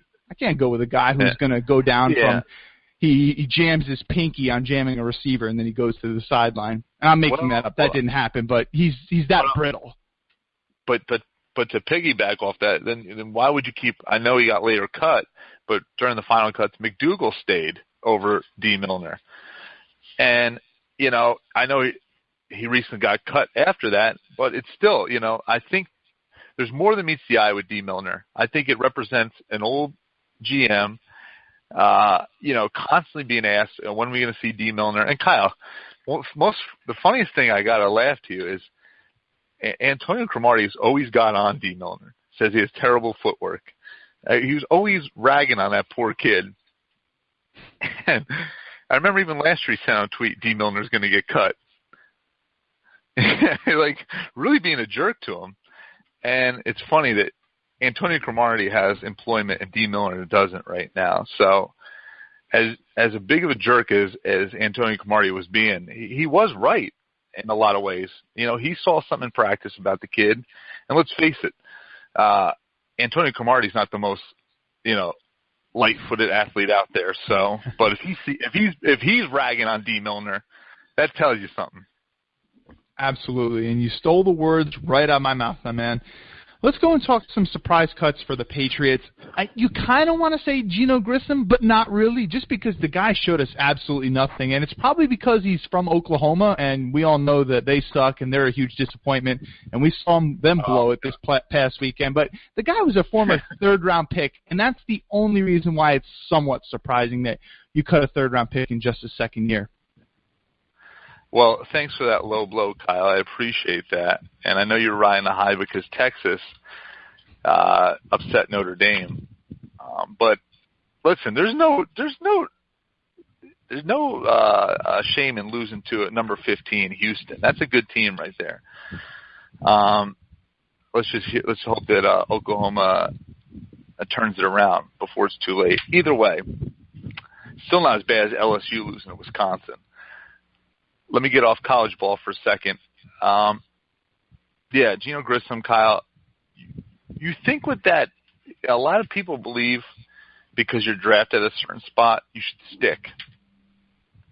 Not the case in a lot of times, especially when someone outperforms you. I remember when the Patriots in 2011 drafted, I can't think of it, he was a corner. They trade up to get him from Virginia. I know he was on the Jets for a little bit, Kyle. You're talking about Razai Dowling? Razai Dowling, Kyle. They trade up to get this kid. He was a second-round pick, and Kyle, the only reason he stuck a few years on the pads was because of his draft stock. You don't want to make Bill Belichick look like an idiot, but the guy couldn't cover a bed. He could not. He wasn't a good corner. In fact, his short-lived tenure at the Jets, you saw a lot of that too. He couldn't cover. In fact, he was a practice squad player. Same thing goes with Gene Grissom. Just he was not cutting the mustard. Razai Dowling was D. Milliner before D. Milliner was D. Milliner. He is the same type of player in the fact that he was always injured, could never stay healthy, and he had that early draft stock. And if my memory and understanding is serving me correctly, that was totally 100% a Bill Belichick pick. And we obviously know Bill Belichick, he has that ability to do that. I mean, he's the single biggest reason, him and Tom Brady, for the Patriots' success over the last 15-plus years. But the rest of the scouts were totally against that pick. They didn't endorse it, but Belichick's like, no, this is my guy, and he overrode what the scouts said about Razai Dowling, and that's why he was picked. So you have to believe that that's also a reason that he stuck a little bit longer on the Patriots, because Belichick is the head honcho there, and he has final say in all matters about that team. Yeah, and let's stick to another Bill Belichick bust, and that is one Aaron Dobson, Kyle. And there was rumors a week ago they were trying to look for a trade partner, and of course, Kyle, no one bid on Aaron Dobson. Here's another guy, Kyle. He reminds me of, we're talking about guys that flash when the shorts are on, but when the pads go on, they're not the same player. We saw it with the Jets. Who was a guy that stuck out in shorts? Maybe Freddie Bishop. When the pads go on, he doesn't show much. You're talking about Desmond Lewis with the Bills. He looks great in shorts. When the pads go on, not the same player. Aaron Dobson's a classic case of that. He was drafted in the second round. He's that big body receiver that a lot of teams are looking for. Zero separation, questionable hands, and the Patriots pulled the plug on Aaron Dobson, a guy that they were very high coming out of University of Marshall, and just never panned out for them. You say questionable hands. That guy was the Riddler. That guy has extremely questionable hands. That guy couldn't hang on to anything, man. Yeah, I mean, listen, every pass that he caught, there was some type of double catch in there. He was bobbling it. The ball looked like it was about to be jarred loose as he's going to the ground. The guy had awful hands. Probably almost the worst hands in the league. They were that bad. They were bad, and you know what? Will he get a look because of his draft pedigree? I think so. I don't know how good of a career he's going to have. I remember, Kyle, when he was coming out of college, that he was a guy that I circled because the Bills have always been looking for a big body wide receiver. We thought maybe Greg Little would have a turnaround in his career. We thought Desmond Lewis might be the guy here. We still haven't found that guy. But, Aaron Dobson's one of those classic cases. He's got good measurables, but, you throw him on the pads, you throw him on the 53, and he does zero for you. Yeah, I mean, so to me, this wasn't shocking at all that he got cut. I mean, it's like finally that he did get cut, but to me, it wasn't shocking at all. This was the end of the road for him. I was shocked about another Patriots receiver that was cut, and that is none other than Mr. Keyshawn Martin. And here's why. Not only did the Patriots, towards the very end of the season, give him a 2-year contract extension to which $600,000 was fully guaranteed upon signing, that's all the more reason you think he would stick. But, I mean, this was a guy that they traded for about mid-season, And he was able to pick up an extremely complex Patriots playbook that not lots of wide receivers can do. Chad Ochocinco was about 10 years in the league, Pro Bowl receiver, perennial year in, year out. He had a full offseason to learn that playbook and couldn't do it. Keyshawn Martin is a younger receiver, comes in mid-season, and he's able to pick it up. Not the same athletic ability that a guy like Ochocinco had, but he had that. So to me, it was a little surprising that he got cut because the Patriots only got about, 5 wide receivers, and Matthew Slater isn't even a wide receiver. So to me, a bit shocking that he was cut.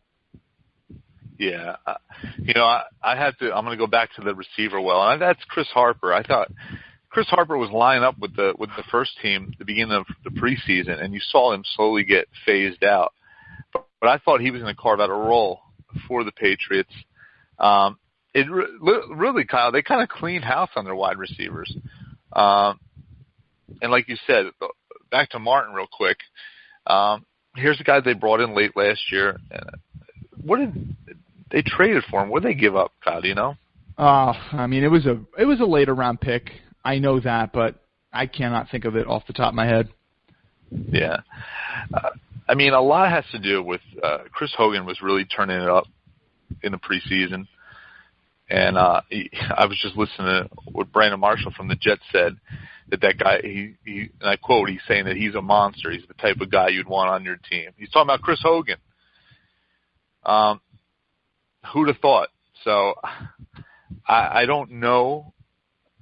A lot of people are saying, hey, pick Chris Hogan up in your fantasy draft. I wouldn't be too anxious to do that. But, maybe they're going to be relying heavily on the 2 tight ends, Danny Amendola, Julian Edelman, and Chris Hogan. That it seems like those are – and who do you need beyond those guys, Kyle? That's what I always tell the Bills fans. We don't have a good number 2 or we don't have a good number 3. Well, if you have Charles Clay and you have Sammy Watkins and LaShawn McCoy factoring into your passing game, do you really need much more than that? How many balls can you get out? So I think the Patriots are thinking the same thing. It's good to have good depth, but, Yeah, I hear you. Let's talk about the surprise cuts for the Miami Dolphins, and then we'll move into talking about the upcoming games and giving our predictions about this week's games. Gary, who was surprising that the Miami Dolphins cut? Well, I'm just going into my notes real quick, Kyle. Why don't you give a few yours? I'll tell you. Nothing really. Go ahead. Someone real quick, I got to tell you that the Bills actually just picked up was Matt Hazel. Here's a guy, they drafted him in Coastal Carolina. I thought that he was going to carve out a nice niche, especially a team that, Devontae Parker, he's constantly getting injured. Jarvis Landry. Here's a guy that I thought was going to stick around. They drafted him 2 years ago out of Coastal Carolina, and he showed out in some of the later preseason games, and I thought he had a real chance to stick. He didn't stick. I think that they left that spot open for Jakeem Grant. Then they later brought in Justin Hunter, so he was a shock to me. And also, Kyle, you think about Jameel Douglas too. Here's a guy who started a bunch of games for them. He doesn't make the roster. So there's a couple names in there that kind of shocked me.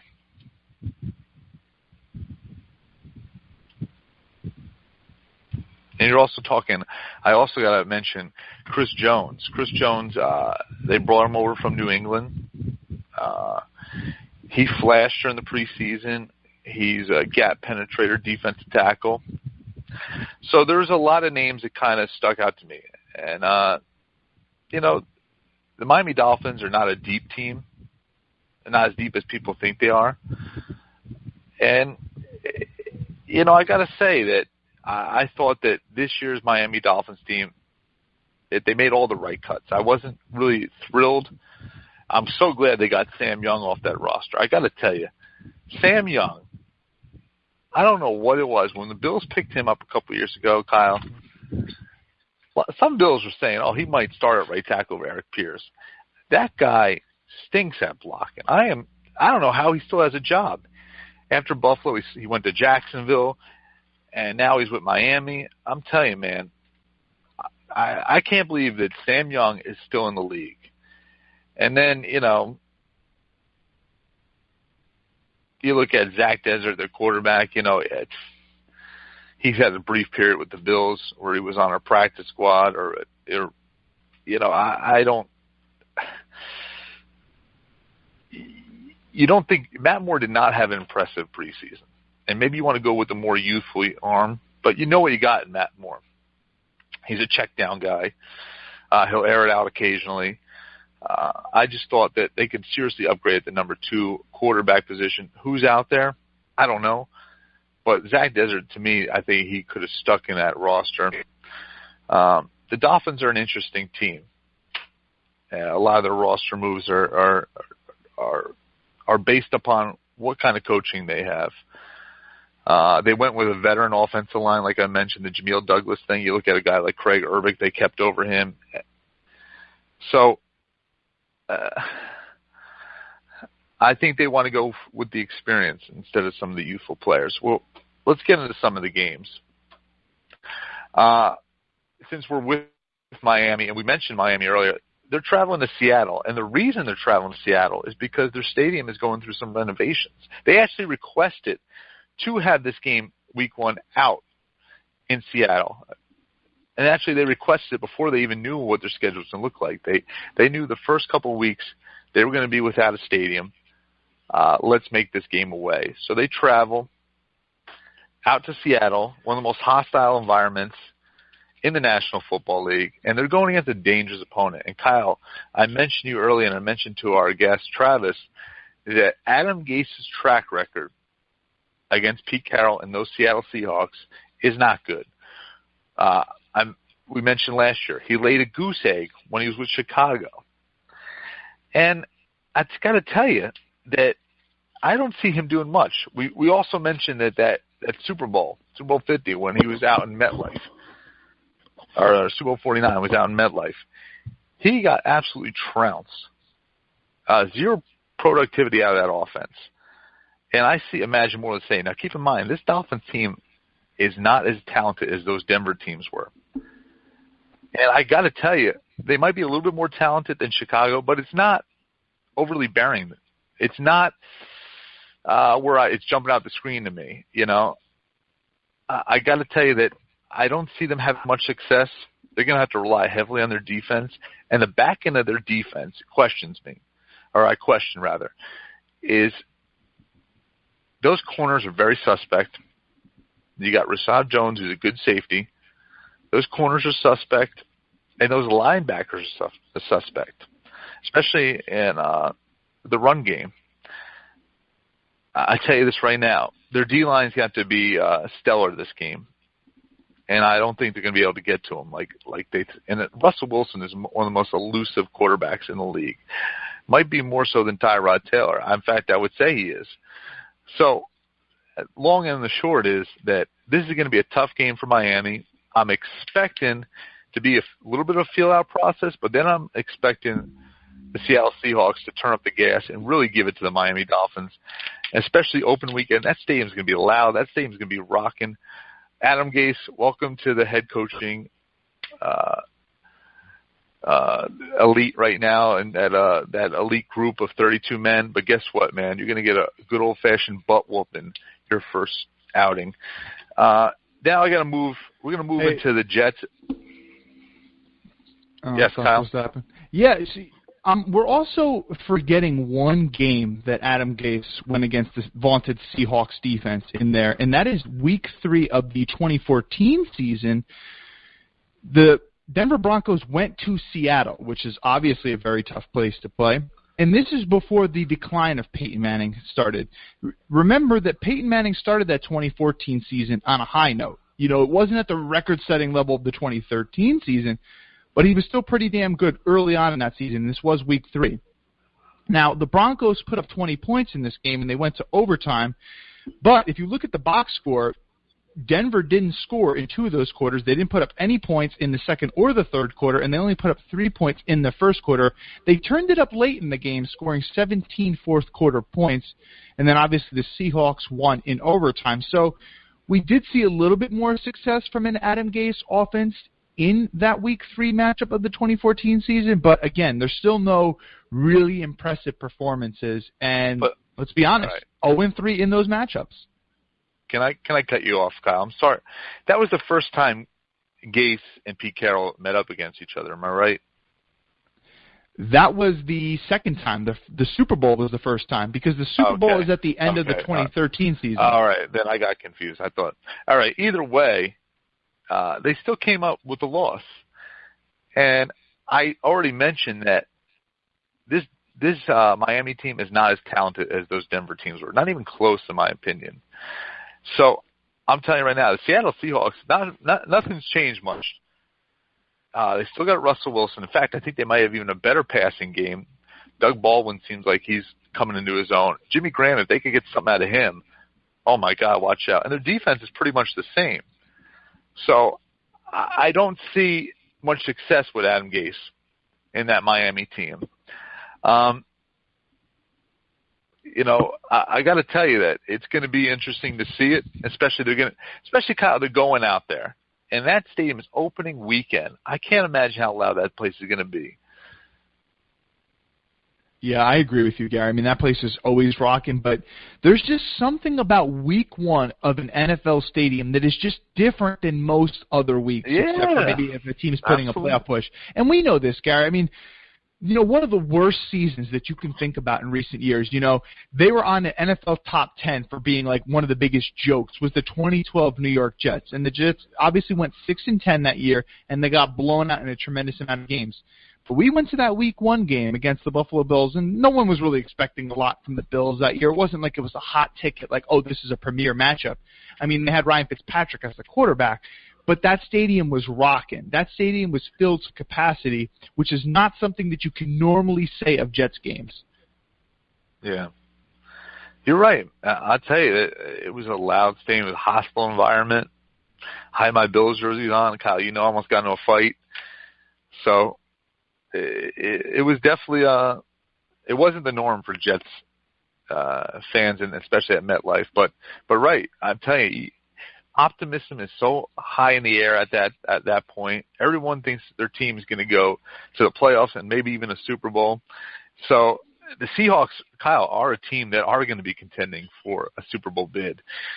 And you got to imagine that 12th man over there is going to be rocking. And I think that Adam Gase is going to, keep in mind, he's been a coordinator, but when the bullets are flying and everyone's relying on him to make all the right calls at 38 years of age, it's going to be pretty interesting to see how that young coach handles it. Let's move along. Well, first of all, let's give a prediction, Kyle. What do you think the score is, and what do you think the outcome of the game is going to be? I'm going to say the Seahawks 28-14. So you pretty much went with our friend Travis. Pretty much, yeah. I think he said 27-14? Yeah, I'm going to go. The Seahawks are going to win 31-17. 31-17. All right. Let's move on and let's talk about your Buffalo Bills at the Baltimore Ravens. So Rex is still trying to get his revenge against the Baltimore Ravens. Rex was in the interview process for that Ravens job. They ended up going with John Harbaugh instead of the incumbent in-house guy in Rex Ryan who had successful defenses. You could tell Rex always has a little bit extra juice when he goes against the Ravens, but in his tenure with the Jets, he was never able to beat the Ravens. He's hoping to do that with the Baltimore Ravens. Now, a little bit of tidbit on that is Rex actually was never able to sweep the Miami Dolphins when he was with the Jets. Never was able to do it. And in fact, his first year, he was swept by the Dolphins. But in his very first year as a Bills coach, he swept the Dolphins. So maybe, just maybe, Rex can get that sweet revenge that he's been seeking against the Baltimore Ravens. Yeah, and Kyle, here's my theory on that game. You go back to the Super Bowl where the San Francisco 49ers met up with the Baltimore Ravens. And if you remember that game, Kyle, it was a beatdown the first two quarters. And then the lights went off. And then the San Francisco 49ers were mounting a comeback, and it seemed like the Ravens had no answer for their offense, zero. And they were just able to kind of hold them off at the end. So my theory on this, and maybe I'm looking too deep into it, is that Greg Roman and company probably figured out a lot what John Harbaugh is doing. And I think that he has probably even a more talented offense than he did at his time in San Fran. I can't really say that the Ravens' defense is more talented. I mean, they're probably a little bit younger, but even still, they're not. I mean, Ladarius Webb, Terrell Suggs, Dumerville is not going to be healthy for that game. They do have a nice, formidable front. I think that the dancing bear, Brandon Williams, is quite the defensive tackle. He's quite the nose tackle. And Timmy Jernigan, the former Florida State product, I really look for him to have a good season this year. So it's going to be interesting now to see if their front goes against one of the better offensive lines in the Buffalo Bills. But back to my whole Greg Roman theory, I think that Greg Roman kind of figured out what John Harbaugh's throwing at him. And he might have a little inside track on what to do the next time around when these two meet. It's just a theory. And now, Kyle, you go back to Rex Ryan wanting revenge. Also, Tyrod Taylor, Kyle. He's happy that the Ravens drafted him. But, hey, you know what? He's trying to show off, too, in front of his former team. So there's a lot of storylines in this game. It's going to be an interesting game. You've got to remember that this Baltimore Ravens team was a 5-win team last year. And now keep in mind, they do have Flacco back.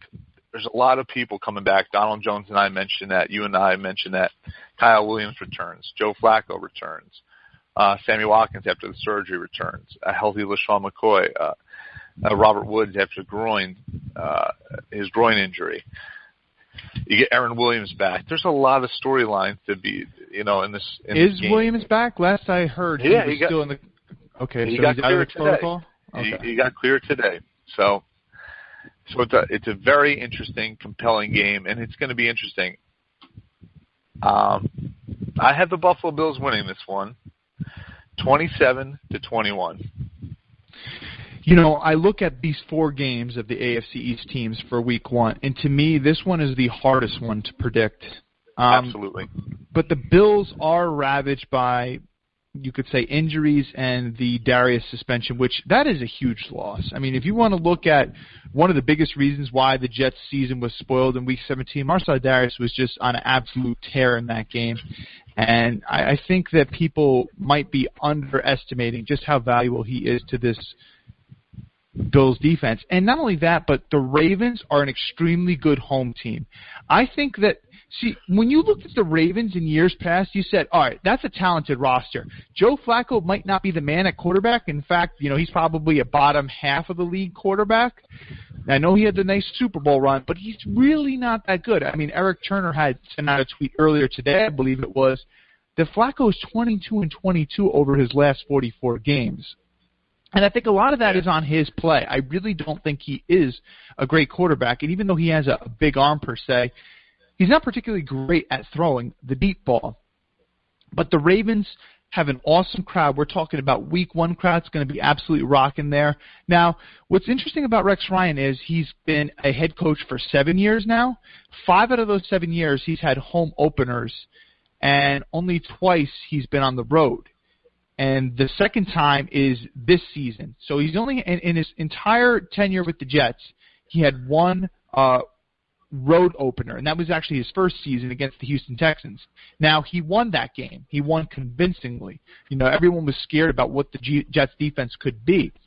But he's also been very good in the other games as well. So you could say one thing about Rex Ryan for sure is he's good in the first game of the season. And you have to understand this, too, is that first game is different than the other games because you have basically an entire offseason to prepare for one team.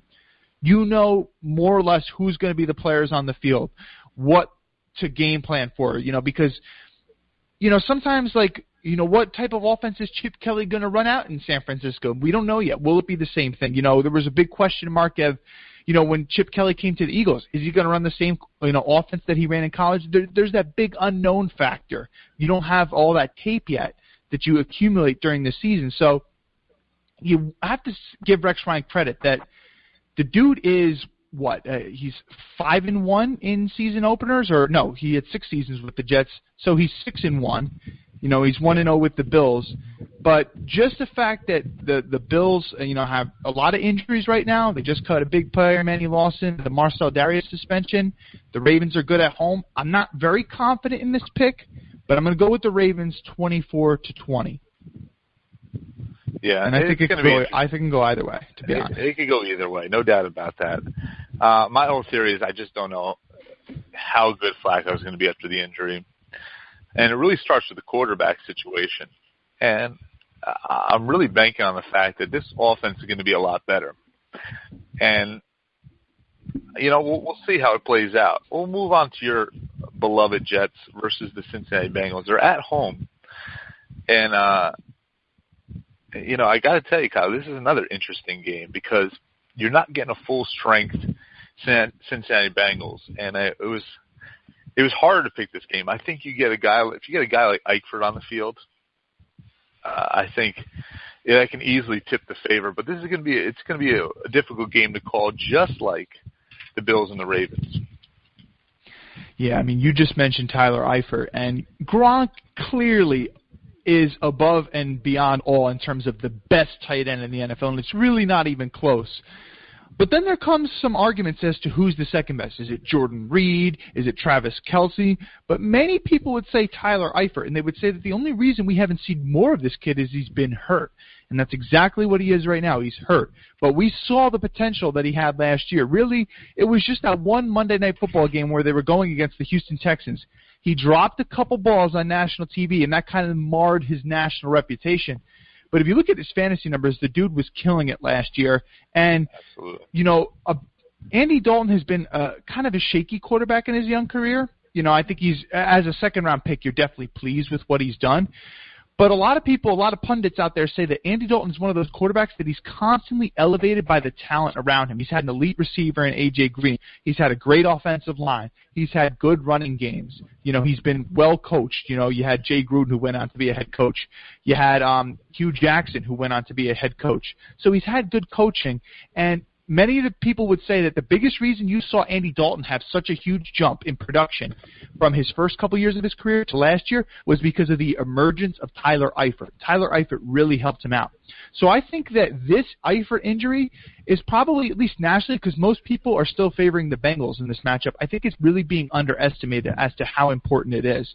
Not only that, but Vontaze Burfict is out. William Jackson III, the rookie first-round draft pick cornerback, he is also out with a torn pectoral. You have to also understand Mohamed Sanu. He went elsewhere. He's not a great player, but he is what he is. You also had that other wide receiver. Go ahead. William Jackson's not going to be a factor, even if he was healthy. Yeah, go ahead. I just want to comment off of that. Yeah, I mean, he's a rookie corner, and they always usually struggle early on. Marvin Jones, another productive wide receiver, is gone. So the Bengals are a little banged up right now, and they lost quite a bit this offseason. The Jets are the home team. I just spoke about Rex's success in, week one season openers, but the Jets also did win in convincing fashion last year against a pretty crappy team, let's be honest, the Cleveland Browns.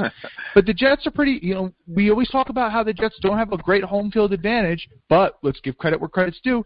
They did turn out that 2012 season opener, and I think we're going to have a good turnout for this season as well. I think they will have a home field advantage. And I do like the Jets in this one. I know you think I'm crazy. I picked this one, a long time ago, but I think the Jets will win 23-20. Yeah. I'm not convinced on how good the Jets' run defense is this year, Kyle. I really aren't. I think a lot of Jets fans are riding a high against the Giants when they stepped on the field, but the Giants are terrible. At least it looked like in preseason. They couldn't score on anyone, and especially run the ball. So I really think there's some huge holes in that run game. And I think Jeremy Hill and Giovanni Bernard are really going to exploit that. A good offensive line, Kyle. This is not the Giants' offensive line. We're talking about Whitworth. We're talking about Clint Bowling. We're talking about Bodine. We're talking about solid names at solid positions. And, Snacks Harrison, I think, will be missed in this game. And I think a lot of Jets fans will be shocked when they see how badly he'll be missed. And also, you got to factor Sheldon Richardson suspended. Also, it'll be interesting to see if Darrelle Revis shadows A.J. Green. I got to tell you, Kyle, there's a lot of question marks on this Jets team. The right side of their offensive line, big question marks there. I heard they're going to rotate tackles. Are you showing your cards there when you do that? between Ajalana and Quale. So I don't like that. I think their secondary is very shaky. People want to talk about their safeties. Their safeties are okay. They're middle of the pack guys. Their corners, Kyle, though. Buster Skrine he's just an average corner, and Marcus Peters is an average corner. He might be an interception machine, but the guy can't tackle. And Darrelle Revis is getting long in the tooth. I got the Bengals winning this one, and I got them winning in 20. I got them winning 23-14.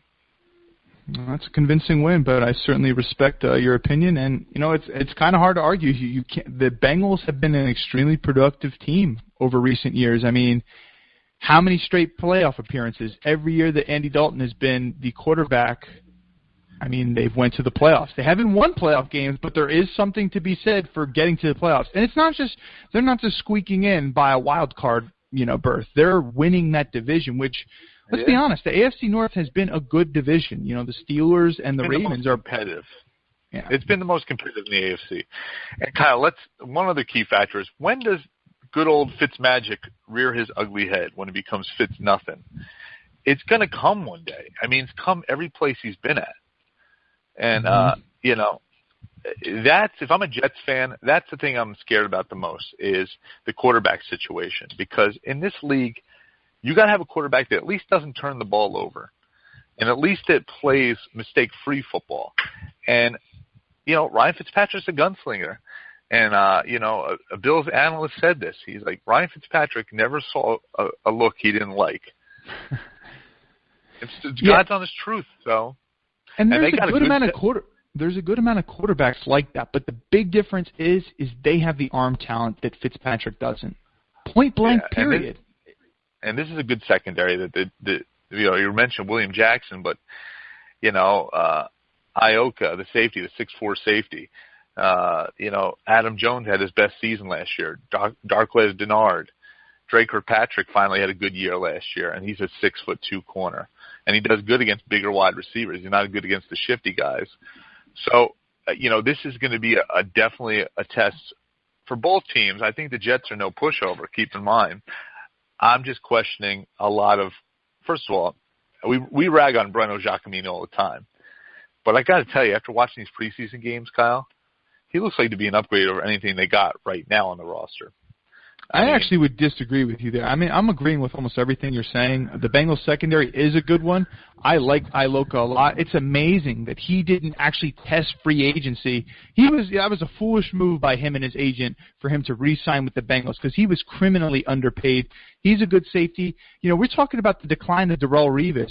Adam Jones has got about 2 years on Revis or whatever it is, at least a solid year. He's still playing at a high level. It's amazing what he's still doing.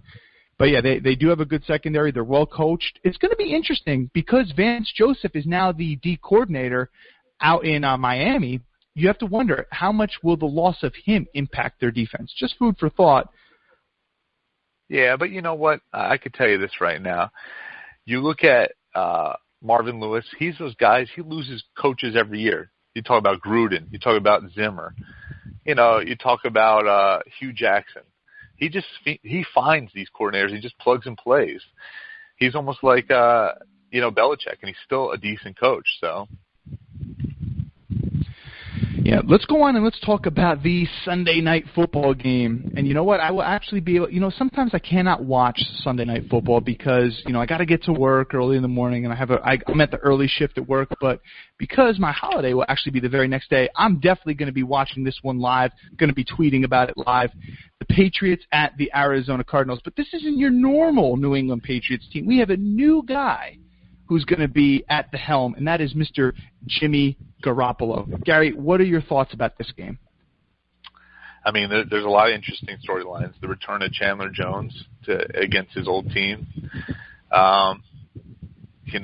This Arizona Cardinals team, Kyle, if you comb up and down their roster, it is stacked. I mean, this is probably one of the most stacked teams that the Bills or the Jets are going to face all year long. And I would love to see one Tom Brady go against this formidable opponent, but the long and the short is he won't be there. And I don't like Jimmy G, the check down king, in this matchup. I think that he's going to have a rough night. I think that, Their defensive front is too talented. Their secondary is one of the best. And their offense has firepower beyond belief. I mean, Kyle, if you play fantasy football, probably 4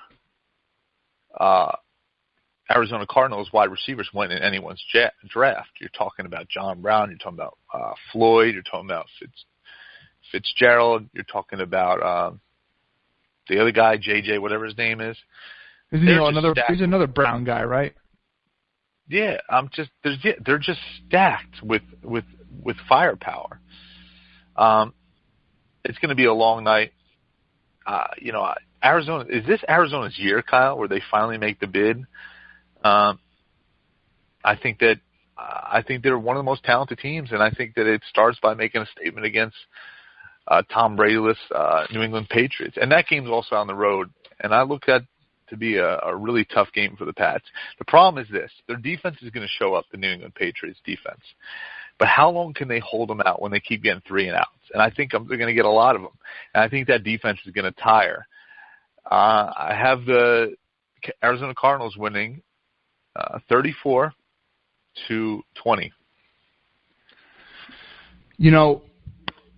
I am not as high on the Arizona Cardinals as a lot of people. I know that there are a lot of people's Super Bowl pick and that they're the NFC favorite in many people's mind. Not me. And, all season last year, and even the past couple of seasons, people have been high on the Cardinals.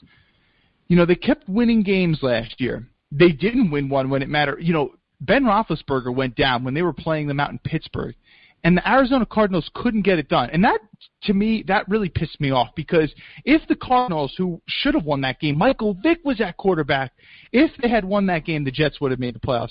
Just saying. But anyway, I'm not as impressed by them. Particularly, I've never been hugely impressed by Carson Palmer. I think he kind of came back down to earth because everyone likes to think about the Carolina Panthers NFC Championship game where he tossed 5 or 6 picks, whatever it was. But he also was not very good the entire Packers game the week before. So let's not forget about that.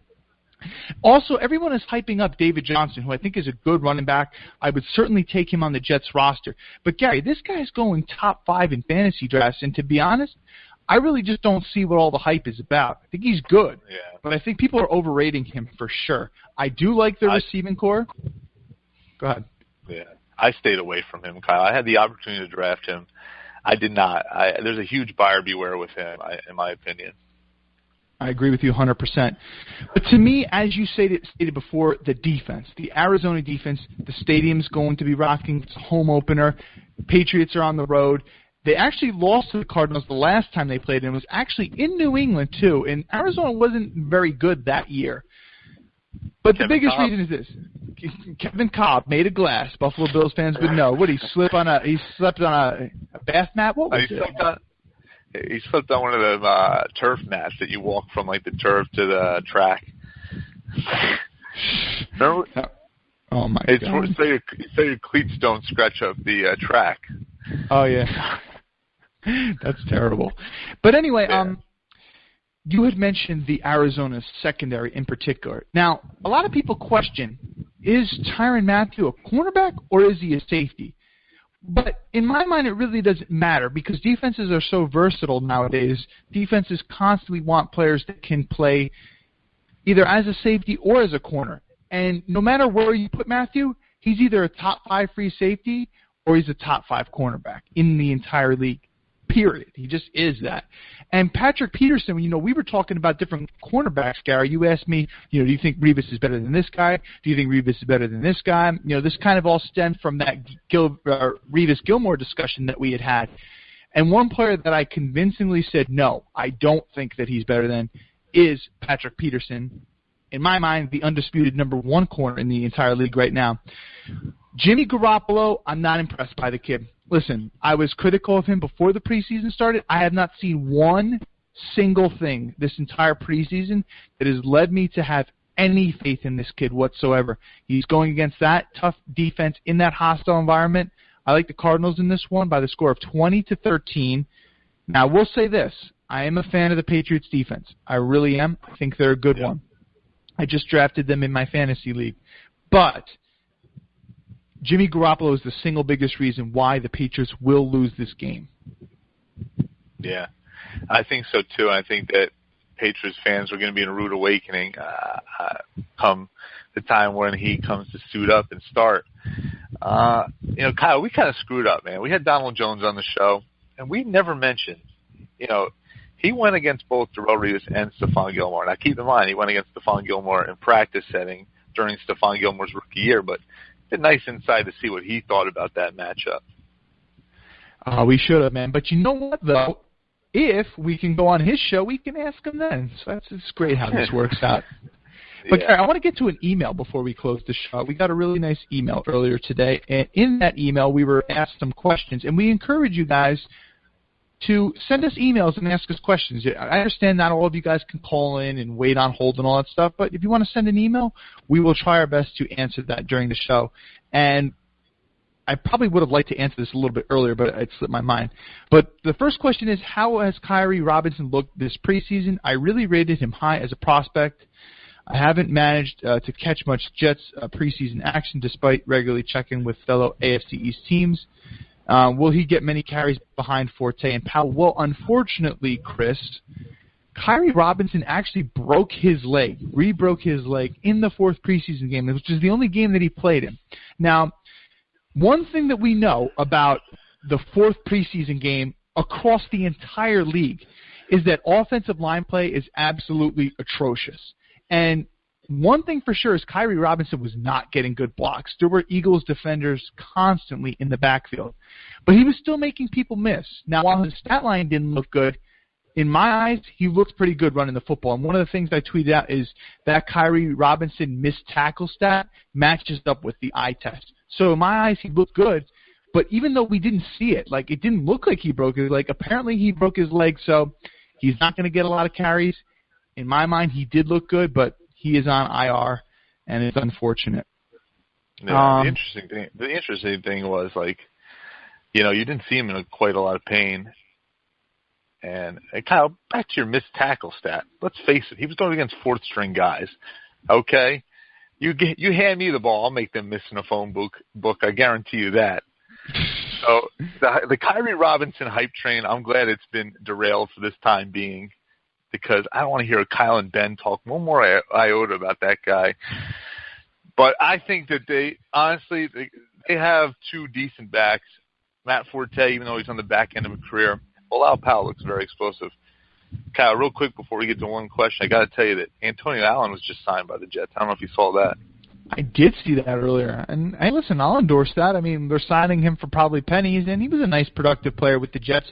It is interesting, though, because all of his production came under Rex Ryan and not Todd Bowles. So it's interesting that the organization, and let's be honest, he was an Idzik draft pick. So it's interesting that the organization thought as highly enough to bring him in, and it's going to be interesting to see how Todd Bowles does deploy him. Right. What else did the email ask? Yeah, so Chris, his second question and his last question is, do you think this year is playoffs or bust for Rex? I personally believe in consistency, and apart from a total disaster of a season, he should stay. But there's no doubting the Bills have a talented roster which won't be around forever. Does Rex's future rely on Tyrod succeeding? Because at the moment, I am confident that the D will get better, but Tyrod is still a question mark. I'm a fan of his, but I have concerns about his consistency over the middle and staying healthy. So there seems to be two questions rolled into there. Is this playoff or bust for Rex? That's the first one. And the second one is, does Rex's success or lack thereof rely on Tyrod Taylor? And I don't think it's playoff or bust for Rex. I think there are certain elements that are out of his control. I don't think that he can control whether or not his players smoke marijuana and violate the NFL substance abuse policy. I don't think that, he can control, a second-round draft pick, one which the Bills traded up for, stepping on a fellow running back's foot and then tearing his ACL. Don't think he can control that. It also could vary. You could win 10 games like the Jets won last year and miss the playoffs. So I don't think it's playoffs or bust. What do you think, Gary?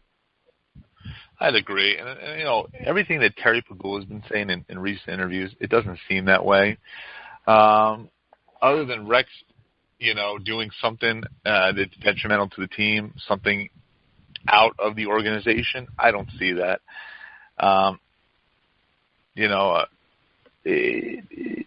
First of all, a lot of people believe he is going to get a pass. Number one, it's a tough schedule. Number two is that, the Bills have been plagued with injuries. Just when you think that they're getting good news and they're getting players, they got Darius suspended for the first 4 games. They lose their top 2 picks in the draft. This is a defense that's looking to be on the rebound, and this is where we're looking for Rex to make his mark. So you're missing 3 of your starters. Doesn't it kind of poses the question? Well, what would a Rex's defense been like had Darius, had Ragland, how Shaq Lawson been there the whole season? So I think that in itself it gives you a pass.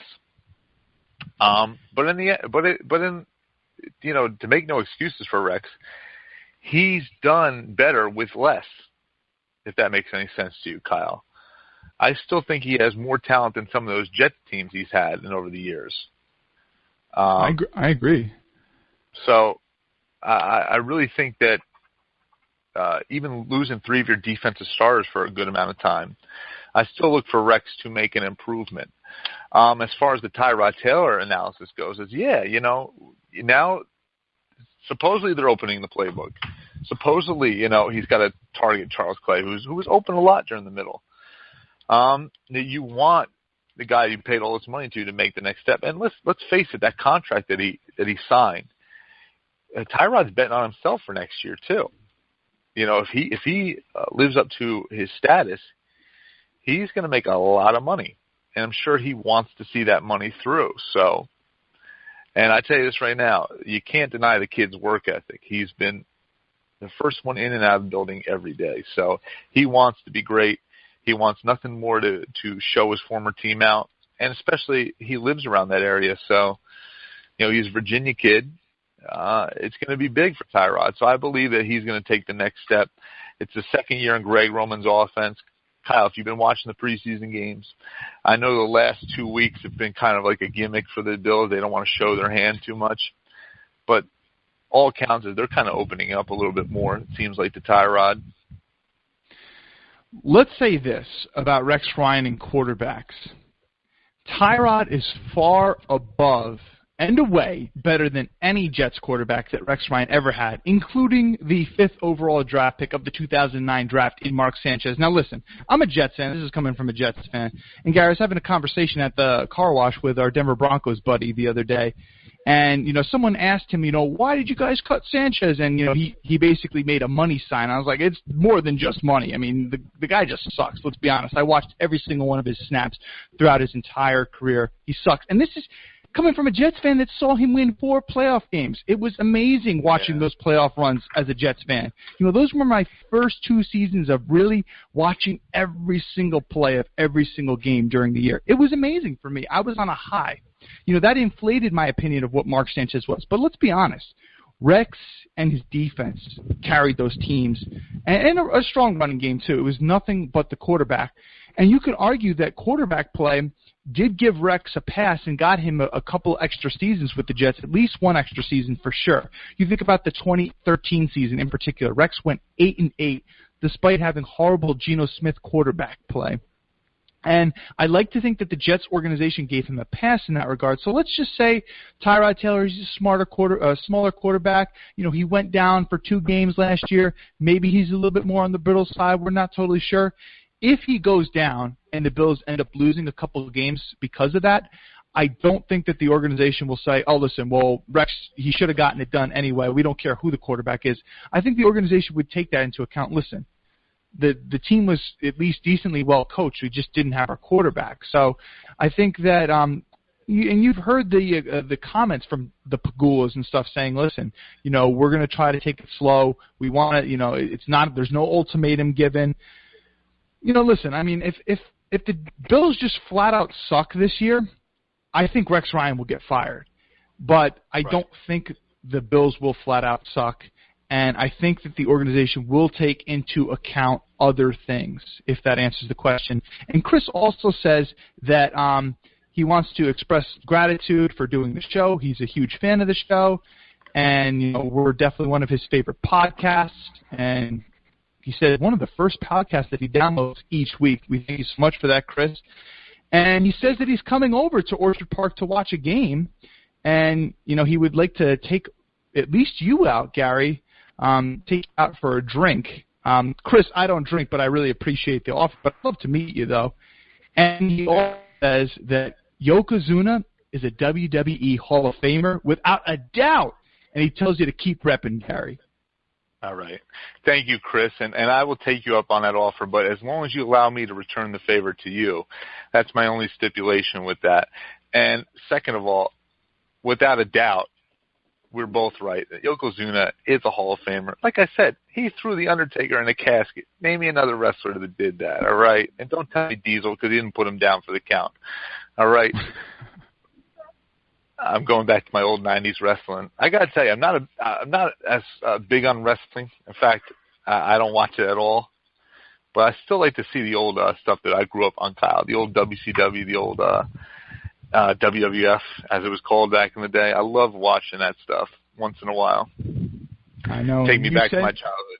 You send me, sometimes it'll be a random day I'm at work or something, and I get a YouTube clip from Gary about Stone Cold Steve Austin beating up. Who did he beat up in the supermarket? That was Booker T. Booker T. This is the random stuff that Gary will send me from time to time, but it always rehashes our childhood, and we certainly have very fond memories of that time. And, yeah, I'm right with you. It's hard for me to get into this new era of wrestling, but that specific point in time was special. Yeah, I got to say that the stuff I send you, like the clips of Stone Cold Steve Austin, is a heck of a lot better what you send me. Kyle sent me pics of Breno Giacomini. How is that returning the favor in any decent level? Oh, man. I send you some good stuff. I send you articles and stuff. I sent you Travis's article. So. Oh, that's okay. Besides that, I'm talking about funny stuff. Well, Breno Giacomini's not funny? Just look at the guy. Yeah, he is hilarious. I got to say, his mic'd up is one of the funniest. I tell you what, you got to say. I'm going to get tippy. He's just this big ogre goof. We love you, Breno. Stay a New York Jet for life, please. I lost a little bit of respect for you tonight, Gary, because you said that Breno Giacomini is an upgrade over what the Jets have right now. Have you seen? Hold on, Quali and Ajalana and Quali, Kyle, have not been stellar. And listen, I know you're not going to start Brandon Shell. No, of course not. But come on, Gary, Breno versus Ben Ajalana. Listen, I'm not even saying the gap is that much of a difference, but to me, and I get it, it's just preseason. We're not seeing complex split schemes. There's also an element of the offensive line needs to be able to recognize what the defense is doing, and you really don't see that in the preseason. I get that. But he looked better than what I saw of Giacomini. And how could you be worse? That's my thing. How could you be worse? My question to you is, why would they, if these guys were at least an upgrade over, or at least comparable, why does Bowles publicly stating that we might rotate them on situational? That, to me, is kind of alarming. I'm just saying. I'm just throwing it out there. Well, because neither of them have really actually had starting reps in actual NFL games, and the Jets coaching staff is a little unsure as to which one would actually be better. So there might be testing the waters as to which one is actually better. But I will say this. Listen, I know Breno's on the PUP right now, but don't be surprised if he's cut at some point during this season. Just saying, especially if one of these guys. You're right. I'll tell you this right now. There's not much of a difference between Breno and Josh. It just seems to me, is Bo saying that because of what you said, or is he saying it because maybe one is better in one category, like pass block, and the other's better in run block? And to me, I hope that's not the case, because you really tip your hand if you are the Jets. So I hope it's what you're saying if you're a Jets fan. I tell you what, you make an excellent point, and I certainly hope that's not the case as well. But what I do hope is the case is that you guys continue to download the show. If you haven't already subscribed to it, please subscribe to it. You can email the show, afceastbros@gmail.com. You can follow me on Twitter, @AFCEastBros. You can follow Gary on Twitter, @AFC_EastBroGary. And I will say this. I say the criminally underfollowed sometimes. I said that about the Rockpile Report. Criminally underfollowed, criminally underlistened to. They're starting to grow. I said that about Travis as well, or whoever I said that about. But Gary, my brother, is also criminally underfollowed on Twitter. Now, he hasn't been in the game all that long, so that's a big reason why. But you guys, if you listen to our show, you need to go and give him a follow. Not only that, if you listen to the show and you're not on Twitter, what the hell are you doing? You need to get on Twitter. Yes, you will get some trolls out there. I had a troll of a Dolphins fan that had horrible grammar and spelling that I was going back and forth from, and there was just nothing I could say to reason with him and to get him to actually have a respectful debate and discussion. You will have that cesspool of people on Twitter, but you will also have really nice, respectful people like all the people that we mention on this show. So if you're not on Twitter, you need to get on Twitter, and you need to follow us and interact with us because we love that. Gary, am I forgetting to plug any information? No, I mean, just to, shout out our guests. I think it's the biggest thing, because this show was, in my opinion, one of our better shows because of those two individuals. Yes, again, and Travis he also has a new Twitter handle, so he's also criminally underfollowed at the current time. You can follow him at Travis_Wrights. Donald Jones, his Twitter handle, let me get that really quick. Donald is at DA Jones19. 19 was his playing number. And Donald is also the co-host of the John Murphy Show. So, again, you want to follow his work, and we really appreciate him coming on. We did not expect to take that long with him, but that's the amazing thing. When you have good conversations, sometimes you just lose yourself in it. And I think that Donald enjoyed himself as well, and I think that's why he didn't mind staying on as long. But, again, Donald, we thank you for coming on. We thank you for coming on, Travis, and we thank you guys for listening. You guys are awesome. And it's so nice when we hear from our loyal listeners, when we get an email like Chris sent in. Because, we see the numbers. We know we have a good amount of people listening to this show. But sometimes we don't interact with a large portion of our audience. And it's cool to finally hear from you guys. So for Gary, I'm Kyle. We are the AFC East Bros, a Bills fan and a Jets fan covering the entire AFC East. And we will see you next week. Thanks so much.